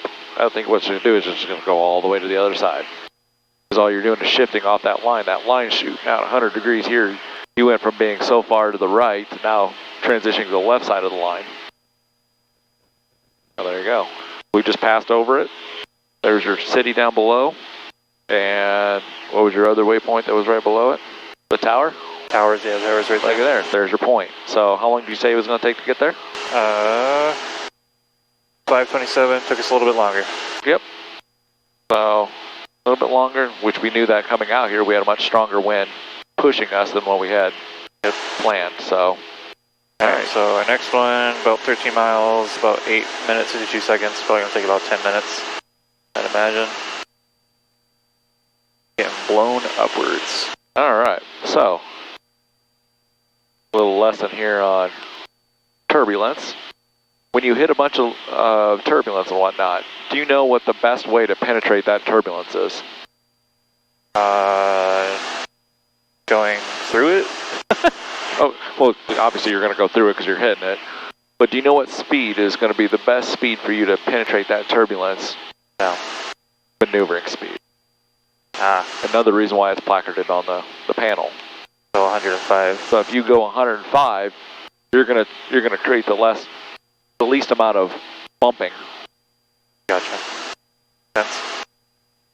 Alright, next waypoint is when the highway and the railroad and all that is together. Alright. Just before windmills. I think I see the highway, but got a little ants run across it. Which we should be pointing ourselves towards the windmill farm as we're crossing it. So yep. Okay. There's 214, circle back, Thanos approach, Fox 2145. He sounded tired. I know. Somebody wake him up. He's been up since 2 a.m. He's ready to go home. Well, he doesn't have a whole lot of chatter going on his radio today. Not many people flying, apparently. Seems like it got really, really windy out of nowhere. Alright. 34, circle back, radar contact 5 miles northwest of Jacksonville, ultimate 3028, altitude. Alright, let's get 126. 34, circle back, roger, clear to Rochester via direct, climb and maintain 6,000. 26.1, that's our ATIS. 1.85. Ground. Make that eventually. We're gonna need St. Louis approach 30N. We'll change power when they give us contact. There you go. So I got your radios thinking ahead. Good job. Looking for that highway. Which I see the highway, but that might not be the highway I'm thinking of. Which one are you thinking of? Well, because this was supposed to say it's supposed to take like 8 minutes, and so I was looking for that one. Tower to highway railroad. Yeah, 8 minutes, 52 seconds. I think it's going to take us 8 minutes to get to that. To this next road that's up here? Yeah. Probably not. Alright, so the timing and all that, how did we figure that timing? Distance and speed. Okay, so what speed? There's 4, circle back, contact Kansas City Center, 127. We had 88 at 13 nautical miles.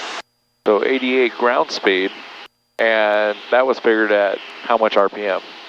2,500. Okay, so we're a little less on the RPM. ground speed. Oh, we're going a little bit faster now. We're about 9,900 right now. So, of course, the predicted weather for today apparently is not being predicted properly. Yeah. But that also said that that was the weather at 11:30. I mean, it is 11:30 now, so you can see how weather changes. Alright, so more wind farms. We're going between the wind farms, so is that not? Oh yeah, there's the other wind farm, so that's the highway going between the wind farms. Yep, so what's that little city that's right there, that right in front of us? Lake Fork? Oh, that's false. Cumland? Or Cornland? I think. Okay, so you're heading to this one though. I think what I'm looking at right here is that first set, isn't it? Maybe not. Well, we can look and see here. Looking for that bend in the highway, which is that bend right there. So yeah, I think this is that highway. Yep, so that's your bend in the highway. That's your city that's right inside the bend. Oh, Jesus. So then this one here, it looks like you got a circle almost directly underneath your line here. So is there a small city below you? I don't see it. Otherwise, you got a city just down the way here, but it's on a curve. Yeah, that'd be Williamsville right there. Okay. So I don't know. I'm guessing it's not on the map if that is a city. All right. So another thing that's underneath. So underneath your here, just off to the right of you, you've got elevators, grain elevators. You see those? Yeah, those are those right there. Okay. So you got your grain elevators. So now you got all your waypoints that you're picking out here. This turbulence is turbulating. Alright, so what city is that that's out there? Which one? That one? That would be Lincoln. Yep.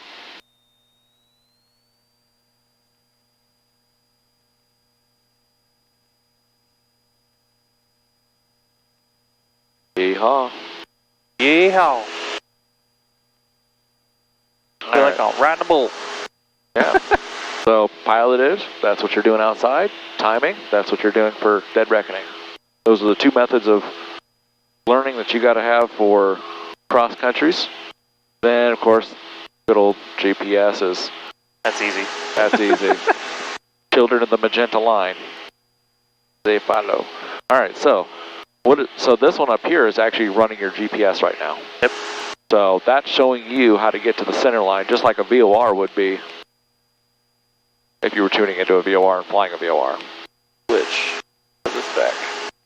But the good thing about this, with the GPS, is it will never be reverse sensing. It'll always be direct sensing. So you don't have to worry about that GPS ever trying to give you false information up there. Just always fly the line, you're on it. Alright, so let's see. When we cross over the road here, there is a radial out of spinner. Oh, we just passed it. We are passing it now, so I'm going to reset my clock. Alright, so 7 minutes basically. Yep. Our next one should be about another 6:49, 7 minutes. Looking for the wind farm and Lincoln to the right, which, I'm doing the climbing again. So we got Lincoln to our right, we got our wind farm, so it's a pretty easy one. But we want to be... Yeah, it looks like it was just on the far side of the wind farm. Yeah. Looks like there's a small, skinny road. You can see if you find that damn power line. I think I see the power line now that we're coming up on it. Okay. Alright, so you see the power line? Yeah. It's coming on the very far side of the wind farm. So when we get closer, we can look for it a little bit more. I feel like I got read at some point it says don't use power lines as references. I'm remembering it now. There's our big old highway though, going all the way out. That one is probably this, or no, that one would, yeah, that'd be the one going all the way out Lincoln. Yep, it kind of goes around the outside of Lincoln. Such a straight line though, you can see it pretty well. Yep, so when you hit your waypoint up here, you can look for that private field again that we were trying to look at from the other side because you're going to be right next to it. You'll have a skinny country road with a power line going down it. I slowed us down a little bit because the turbulence was starting to piss me off. That's fine. Much smoother now that we're going a little bit slower. Ooh. No, you don't. You ain't gonna tip me.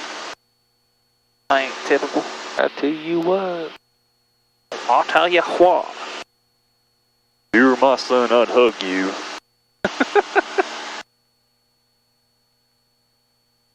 Propane and propane accessories. RP01 Romeo Hotel St. Louis. Alright, so at some point, probably about the time you hit this wind farm, that's probably when he's going to hand you off to Peoria, St. Louis. Because that's about halfway, because really above that next wind farm that's up... RV1 Romeo Hotel, that's the south practice area. RV.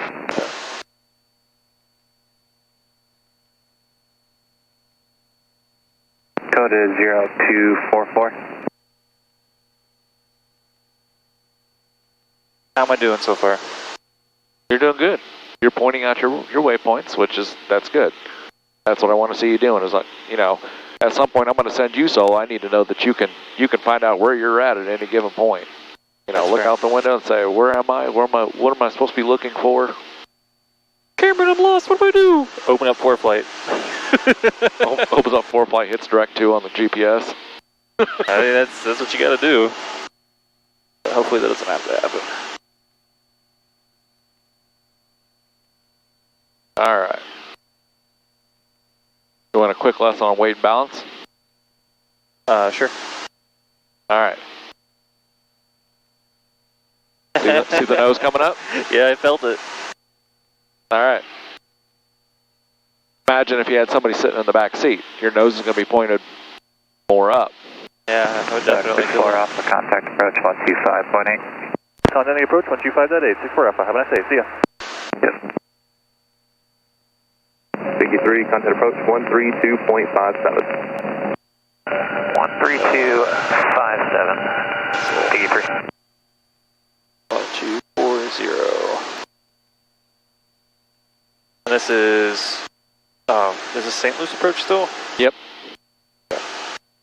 St. Louis approach, Skyhawk 5364 Alpha is at 5,600 feet heading towards Peoria International. Shark 5364 Alpha, St. Louis approach, request. What did he say? I didn't hear that. Just tell me your VFR to Peoria. VFR to Peoria, 64 Alpha. 64 Alpha, Roger, Peoria altimeter 3028, expect runway 31. Expecting runway 31, altimeter 3028, 64 Alpha. I didn't hear what he said though. What did he actually say? He said state request. Cessna 42 Foxtrot, change my frequency 125.8. What happened is literally this guy is like you and me right now. Yeah. St. Louis Springfield, St. Louis Peoria, sitting right next to each other. And he just says, all right, I'm passing off 64 Alpha to you. And then he does. So why you didn't have what you were already doing in the system, I don't know. Yeah, that makes me think I didn't St. Louis approach. start my contact correctly. 3542 Foxtrot, a level of 4,500. 3542 Foxtrot. Check 3542 Foxtrot, thank you, Peoria altimeter 3028. What did he say? 3028, Sky 42 Foxtrot. What did he say? What did he say? He was just checking on with departure. I guess he said leveling off at something. Okay. That's the one I got for my demo. Sounded like the guy that he's been training for a few days now. That was the guy that we saw. Departure, radar contact, climb maintain 10,000. Alright, our next waypoint is wind farms, Lincoln to the right, Lincoln to our right, or just off of the wind farms. Yep, so you see that power line? I do not. Yes, actually. Yeah, I see the power lines. Romeo 7 Papa Victor, proceed on course. They're going north, right? 6-7 Papa Victor, proceed on course. According to this, they're going right straight into the wind farm.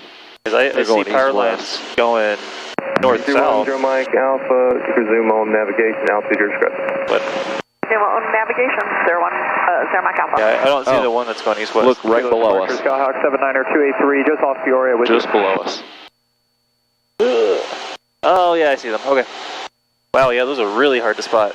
79283, San departure radar contact altitude. I'm not using those again. Currently 2,200. Cessna 283, Roger. Maintain, resume on navigation, maintain. Alright, you want to pull up our next chart? Holly Airport. Pretty please. All navigation maintaining west of Mount Holly Airport. Skyhawk 9er 283. Baron 5550 Papa, same approach, expect visual approach runway 29er, and verify you have information. We're looking for Delvin. Okay. Ooh. Which is so hard to read it when someone else is holding it while we're doing all this turbulence, because it's like when your hands move but my head moves in the different direction. Alright, Delavan and a little town, Baron 50 Papa, just going to maintain a little obstacle, and a little railroad just off of the wind farms. So I'm guessing that's that right there, just off of the wind farms. To the north, it looks like it's going to have plenty of lights available. City, I don't know what they mean by obstacle. I'm assuming like the water tower, maybe. Or, I know it says it's to the left of the city. Maybe just the windmill still. That's what I'm kind of thinking. Now this is an older chart as well, so it could have been they put up a couple windmills since then. Fair enough. Yeah, I'm really glad I brought down my speed, because that was about 8 minutes. We're going a little bit slower now. Baron 50 Papa, flight heading 230.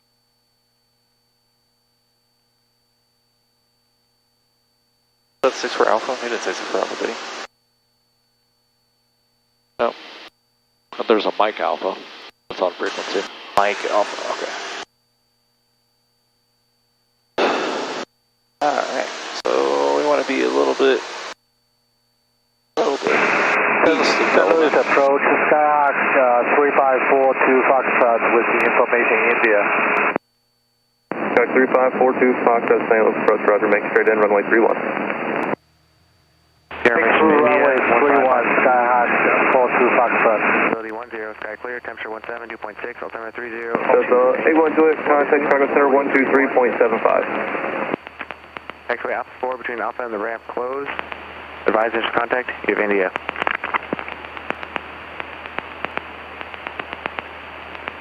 Airfation India, like up at the airport site. Wind 3505. Visibility 10, sky Baron clear. 50 Papa, surface approach runway 29er, contact Williams Tower 124. Visual approach runway 31. 50 Papa, disregard. X-ray Alpha 4 between Alpha and the ramp closed. And 0 Mike Alpha on that Holly site. Yeah, we got that airport site, 0 Mike Alpha. 0 Mike Alpha, Roger, service terminated, block VFR, advise frequency approved. Visibility 10, frequency change approved, it will be on with you in a little bit. 0 Mike Alpha, thank you. Visual approach runway And Baron 50 Papa, sorry, one time you said you had the field site. X-ray Alpha 4 between Alpha and the ramp closed. Baron 50 Papa, surface approach runway 29er, contact Livingston Tower 124.6. Alright, I'll take that. 350 at 5, I'll wait till we get transferred because they're just talking too much. Of course, now they shut up. X-ray Alpha 4 between Alpha and the ramp closed. Advise initial contact, you have India.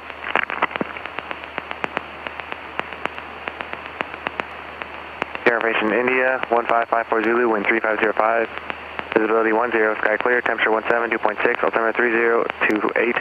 Visual approach, runway 31. X-ray Alpha 4 between Alpha and the ramp closed. Okay. Alright. Yeesh. Information India, time 1554 Zulu, wind 350 at 5, visibility 10, sky clear, temp 17, 2.6, altimeter 3028.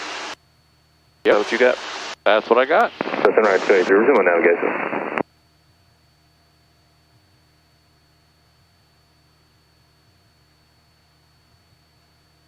Number 283, you can resume on navigation. We don't need you west of Mount Holly anymore.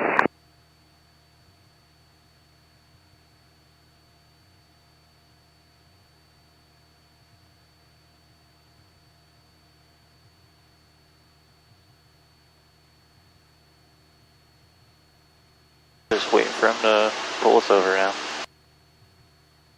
Yep, so at what point is he going to pass you over to tower? I assume probably right about here. Where was trying to pass us off last time and told us to turn around, so. Yep, so which airspace does tower control?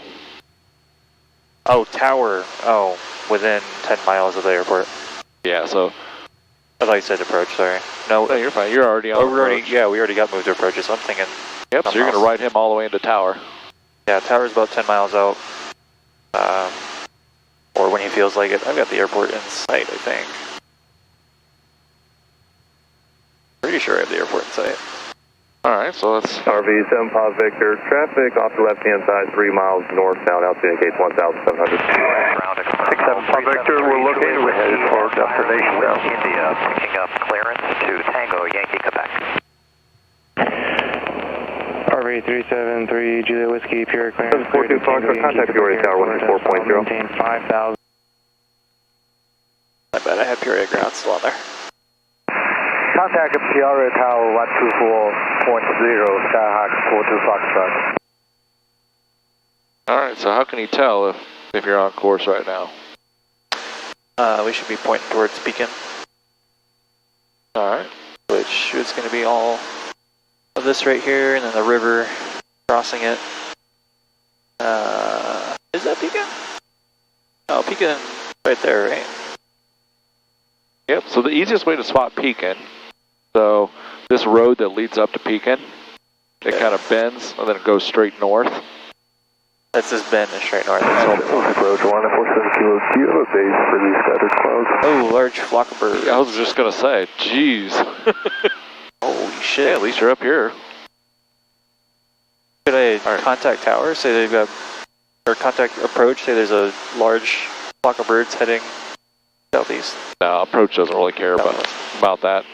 Okay. The only person that's going to care is tower, and if it's right over the runway or on the approach, that it could affect, you know, if airliners come in or something like that. I mean, that's at like 3,000 feet though. Somebody could be flying practice area. I mean, they're not going to be able to say, hey, there's a flock of birds here, because that's true. Unless somebody's actually flying that area at that moment, it doesn't relate to them. Yeah. Okay, so below us 2,800, 6 miles. Going opposite direction. It's also flickering in and out, so what's 2,800 feet below you? 2,800 feet would be math. What? Like 1,500 something, 1,300. So he's low, low, low, low. Is that a helicopter again? Possibly. So easiest way to tell when he decides to jump back up. So the reason he's flickering in and out is because he's so low to the ground that his ADS-B can't keep pinging his signal, which is why he keeps going on and off, on and off, on and off. Yeah, that's fair. Probably a crop duster. Alright. Get out of here. So easiest way to spot Pekin when you're down here in the practice area, you see those rows of white buildings that are all together? That's the airport. Yep, that's the hangar. So. Told me that last time and I remembered it. Good, you're remembering. 946 Romeo, switch over my frequency 13.72. Change to 132.72, Atlanta 46 Romeo. And 46 Romeo, switch over my frequency 128.72, 128.72. 128.72, Atlanta 46 Romeo. Yes, ma'am. No.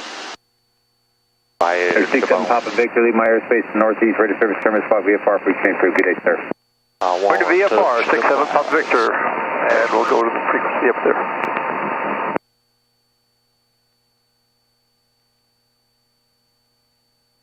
Yeah, more traffic, 1,300 feet above us. Getting near 6 miles out. If he gets much closer, he may point him out to you, but it looks like the traffic turned a little bit to the south, so it's probably going to pass behind you. Yeah. So if anything, they'll point you out to him, because 946 Romeo, you you're with going me? left to right on him, or right to left on him. Thank you.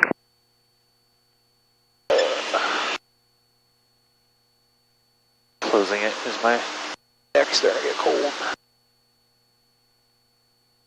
Alright, you see Peoria? Yep. Alright.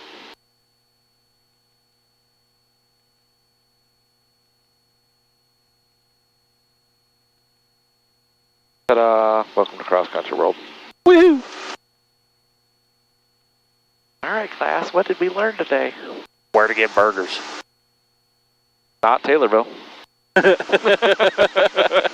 That's one down. Next. Just start checking them off. Nope, not that one. Nope, not that one.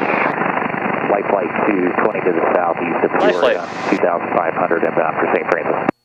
Light flight 2, St. Louis, approach, radar contact. Oh, that's not good. 0 altimeter 3028. 3028, light flight 2. I mean, somebody's probably on that chopper going to St. Francis. Could be. Or it could be just a reposition flight, too. They go a lot between Bloomington and Galesburg and Peoria. 64 Alpha, direct to runway 31, keep speed up, contact tower now on 124.0, good day. Contact tower 124.0, have a good day, see ya. Alright. Oh, nope. Peoria Tower, Skyhawk 5364 Alpha is inbound to the south for runway 31, full stop. Skyhawk 5364 Alpha, Peoria Tower, enter straight in, runway 31. Straight in, runway 31, 64 Alpha. I love when they say keep your speed up. Well, we're going about as fast as we could possibly go. I mean, I could be going faster. Tower. Experimental 373 Juliet Whiskey, holding short, runway 31, ready for takeoff. Experimental 373 Juliet Whiskey, Peoria Tower, hold short, runway 31, landing traffic. Holding short, 3 Juliet Whiskey. There's the report. APA, activate. It's all by white, right? Yeah, kind of the white in the middle of the yellow. Yep. I just got to get lined up for the runway at this point. I'm going to start descending a little bit. Alright. Very fast, but keeping my speed up. Alright, so how long would it take you at a 500 foot per minute descent to come down? At 5,000 or 4,500 feet, 1, 2, 3, 4, 5 minutes-ish. Yep. 5 times 5, 25. About 5 minutes, yeah, 5.5 minutes. And then how much distance? Well, if it's 3 nautical miles every minute, 5 times 3 is 15, so 15 nautical miles. Means I probably need to slow down just a little bit. We're about, okay, yeah, 13. Well, okay, so you said 3 nautical miles per 1,000 feet, so.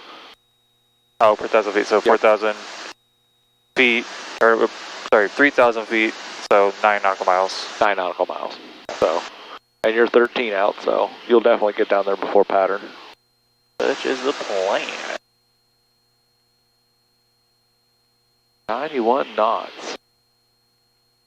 And you're doing 100 through the air. Means you got a 9 knot nose wind. They're telling us how much? Hey, there's peaking. Peaking.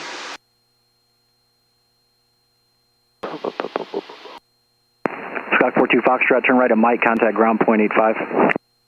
Oh, I should also be paying attention for traffic at Pekin if Turn someone's right trying to to land. Mike, contact ground, Skyhawk 42 Foxtrot. Yep, because you're close enough to the pattern, so just making sure that you stay above their pattern. Experimental 3 Juliet Whiskey, turn right, heading 040, runway 31, clear for takeoff. Heading 040, 3 Juliet Whiskey, takeoff runway 31. Juliet Whiskey, how do I know that? Oh, that's that little 2-seater that was sitting out in the middle of the ramp. Ah.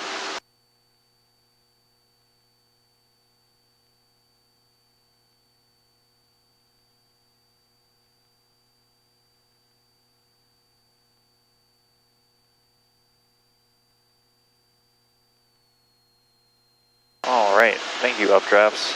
Even though I'm descending 500 feet per minute, you're still bringing me up. What am I seeing flashing down there? Oh, okay, now it went away. Whatever. What happens if someone points a laser at me? Did I tell? You dive bomb them? No, you dive bomb them? Take an iPad! You son of a... Now, if you get shined with a laser, you have to report it. So report it to them, because then they're going to report your position and they're going to try and hone in on it. Because that's a federal offense. Yeah. But you report at the tower. Yeah, you report to the tower and say, hey, I just got hit with a laser. It's it's off this direction, probably about half mile in front of me, green. And then they're gonna tag it. They're gonna look to see if anybody else is flying from that area gets hit as well. Iconic 286 Peoria Tower, fly runway heading, runway 31, clear for takeoff. Runway 31, clear for takeoff on the runway heading, Iconic 286. All right, what's right below you? Tower, Iconic 286. There's a big clump of grass on the taxiway here. Just yeah. So Roger, I'll pass it along. Thank you. So look right below you. Power lines. Hey, you can see those ones. Yeah, they're you have to be really close to see them because they like blend into the ground, I guess. Departure, good flight. Yep. Over to departure, 3 Juliet Whiskey, good day. This is some wicked turbulence. Yeah. I always thought it was going to be real nice and smooth today, but all these thermals are starting to pop up, and that's why you're getting all these clouds to pop up right now, bringing all that warm air right on up to dew point. I'm hoping it's nice enough to go up on and do a quick demo flight. I really don't want to push this guy back any further. I've prolonged it for about 4 weeks now. It was really nice above 5,000, but all the way up you're going to be going, just hang on to you're fine, buddy, don't worry. Yeah, see, on demos, we have prospective students fly the majority of the time, and obviously if it's too bumpy, we're not going to be able to, but we're not going to be above 3,000 feet. We're going to stay probably 2,500 feet. Iconic 286, contact St. Louis departure, good day. Good day, Iconic 286. It wasn't even a radio call. They don't even make full words, they just... That's it. That's all you get. That annoys the crap out of me, because it's like, dude, if I'm going to be a pilot, you're going to hear every fucking word I'm saying. I'm being paid to say those words. I want to make them clear and concise. Then I'm sure you get down to like Chicago or something and you gotta like you're on a cadence kind of thing. Well, I mean, you keep it to a normal rhythm. You just don't put a lot of fill in there. I'll say, okay, I'm gonna fly this, that. No, you repeat your heading, you repeat your call sign, you're done. Yeah, my problem is I still say a lot of uhs. Well, I mean, you're a student. But what if I keep doing it in the private? Well, just keep doing it. I do it every once in a while. Sometimes you lose your words when you're talking, and you're like, okay, this. One of my videos, I supercut all the ums and uhs I did at the untowered field, and it's just and then Gavin at the end going, well, that was interesting. There's a vehicle on the runway getting some FOD off of the taxiway. We'll keep an eye out for that vehicle, 64 Alpha.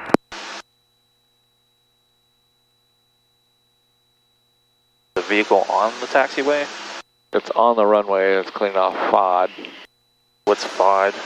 Foreign object debris. Basically stuff that's fallen off the airplane or debris that's rolling across the field. To keep you from sucking it up in your engine, they go out periodically and they run the airfield and look for any damage. Could be a tire, could be a tie down ring, could be anything. Fair enough.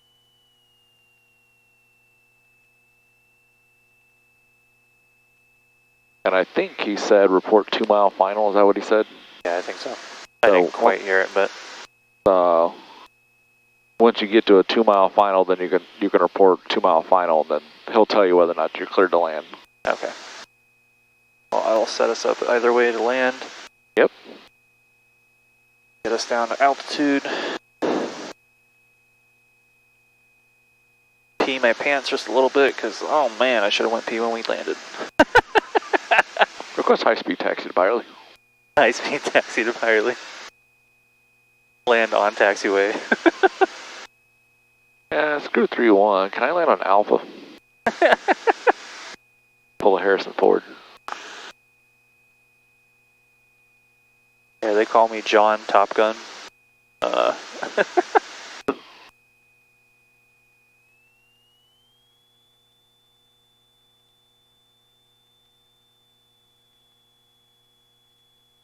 ahead and do first notch flaps. Just for giggles.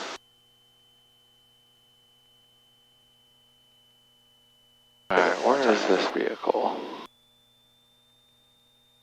I don't... Oh, I see him. He's at the very start of the runway. Oh, I see him, yeah.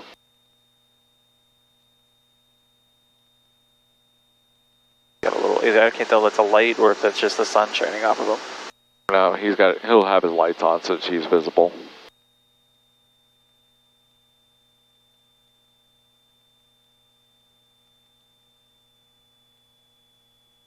Tower, good afternoon. Trek 01 is setting up for a left downwind runway 31 for the visual. Sky 6 for Alpha, runway 31, clear to land. Runway 31, clear to land. Trek 01, Purity Tower, number 2, following a Skyhawk on a 2.5 mile final for runway 31. Continue in the left downwind. Copy number 2, continue in the left downwind, Trek 01, and we'll be a full stop over the guard ramp for your planning purposes, Trek 01. We are on a 3.5 final, actually. Actually? Well, that 3.5 that's on there, that's from the center of the field. Ah. So he's probably still overestimating it just a tad. That's okay. But that's from the other runway, so. Taking out to flaps.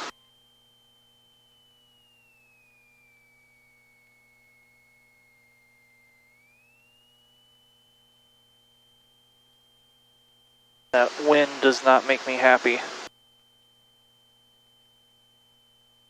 Come on, get happy?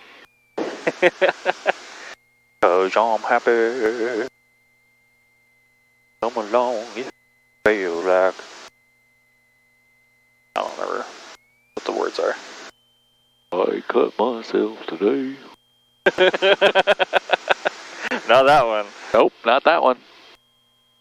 Alright, flaps. A little bit of lift.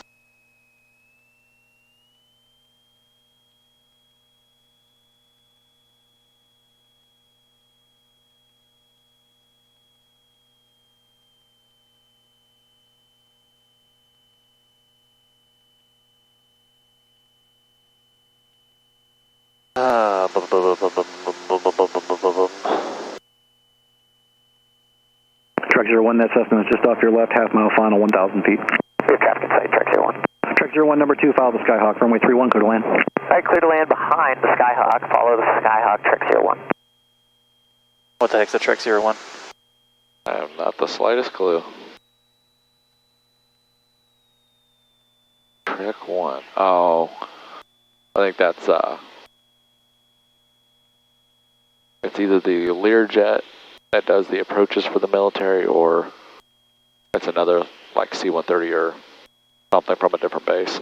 Okay.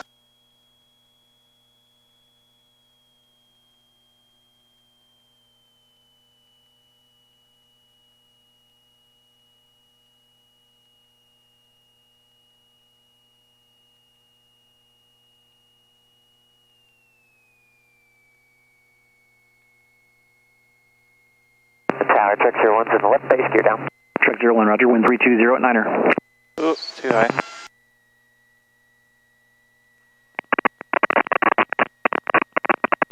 Try and get off the mic.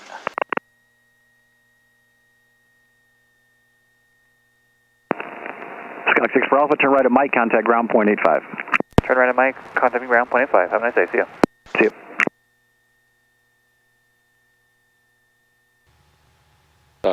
Wait to switch over until you actually get off of the runway. There you go.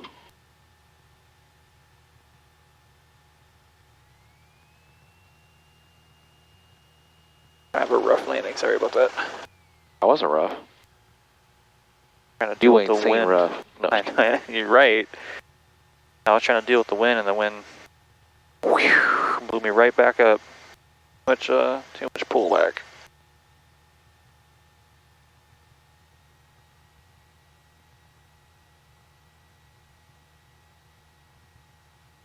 Guess he forgot to put in the mixture again.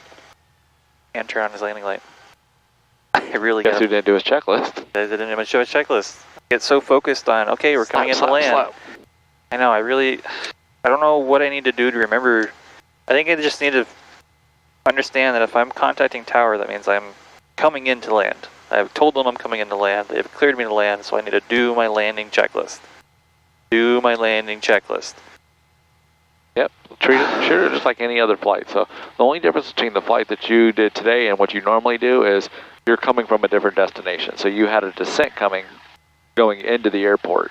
That's the only difference. Gosh, okay, I really got to remember that, because that's dangerous, because like if I have my mixture all the way out, we're at 7,000 feet or something, and I'm coming back in. I forget to do that. Anyway. Alright. Ground. Fury ground, Skyhawk 5364 Alpha is just off of runway 31 at Mike, requesting taxi to Barley Aviation. Stack 536 Alpha, pure ground, taxi to parking via Delta. Taxi via Delta, 64 Alpha. So it's a C-130. Donkey boy. Look at him crab. Show me that flare. Damn. Oh, beautiful. Oh, he bounced a little. As expected, it's kind of windy out. Actually, no, it's 5 knots here. We're fine. I'm just a baby. Observer, proceed on 3-1. Proceed on 3-1, Observer. Alright, good Delta. Now we've blown the FOD all over the place. Good luck.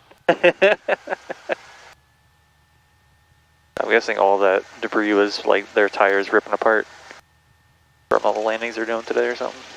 It could be anything. It could be rubber on the runway. It could be bird that got ingested. Parts falling off the experimental. Ugh. Experimentals. Ground, track 01 clear to Echo 3 Lake taxi over to the guard ramp. I can't. Track 01 pure ground, taxi via Echo Mike, cross runway 31 on Mike. I don't understand how experimentals are legal half the time. Track 01. Look at this airplane I built in my garage. I'm gonna fly it. Okay, but I ain't getting in it. Gotta really trust that guy.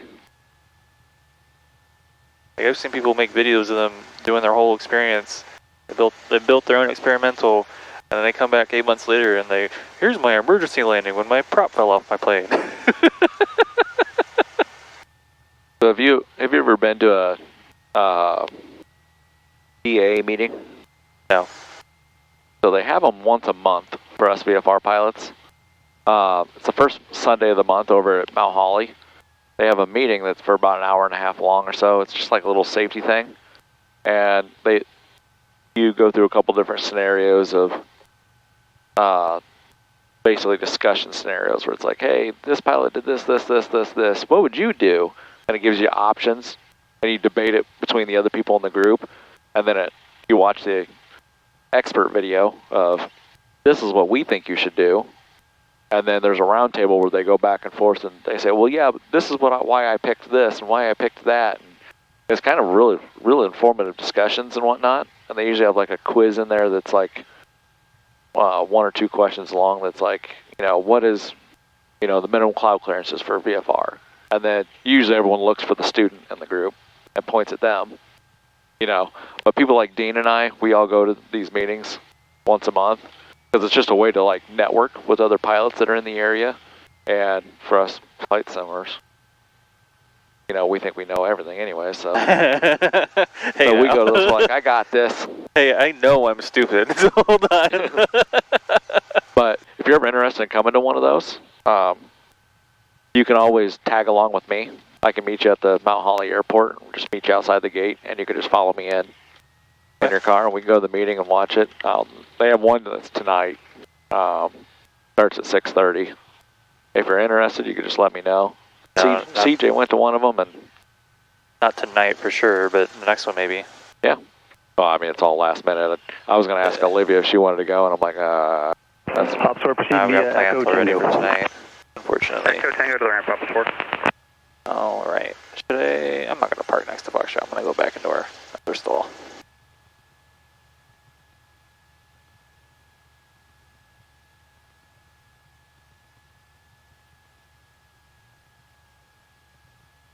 Yeah, we'll go in, we'll debrief this one, and then I'm going to run over to 42 Fox and pre-flight it before the demo.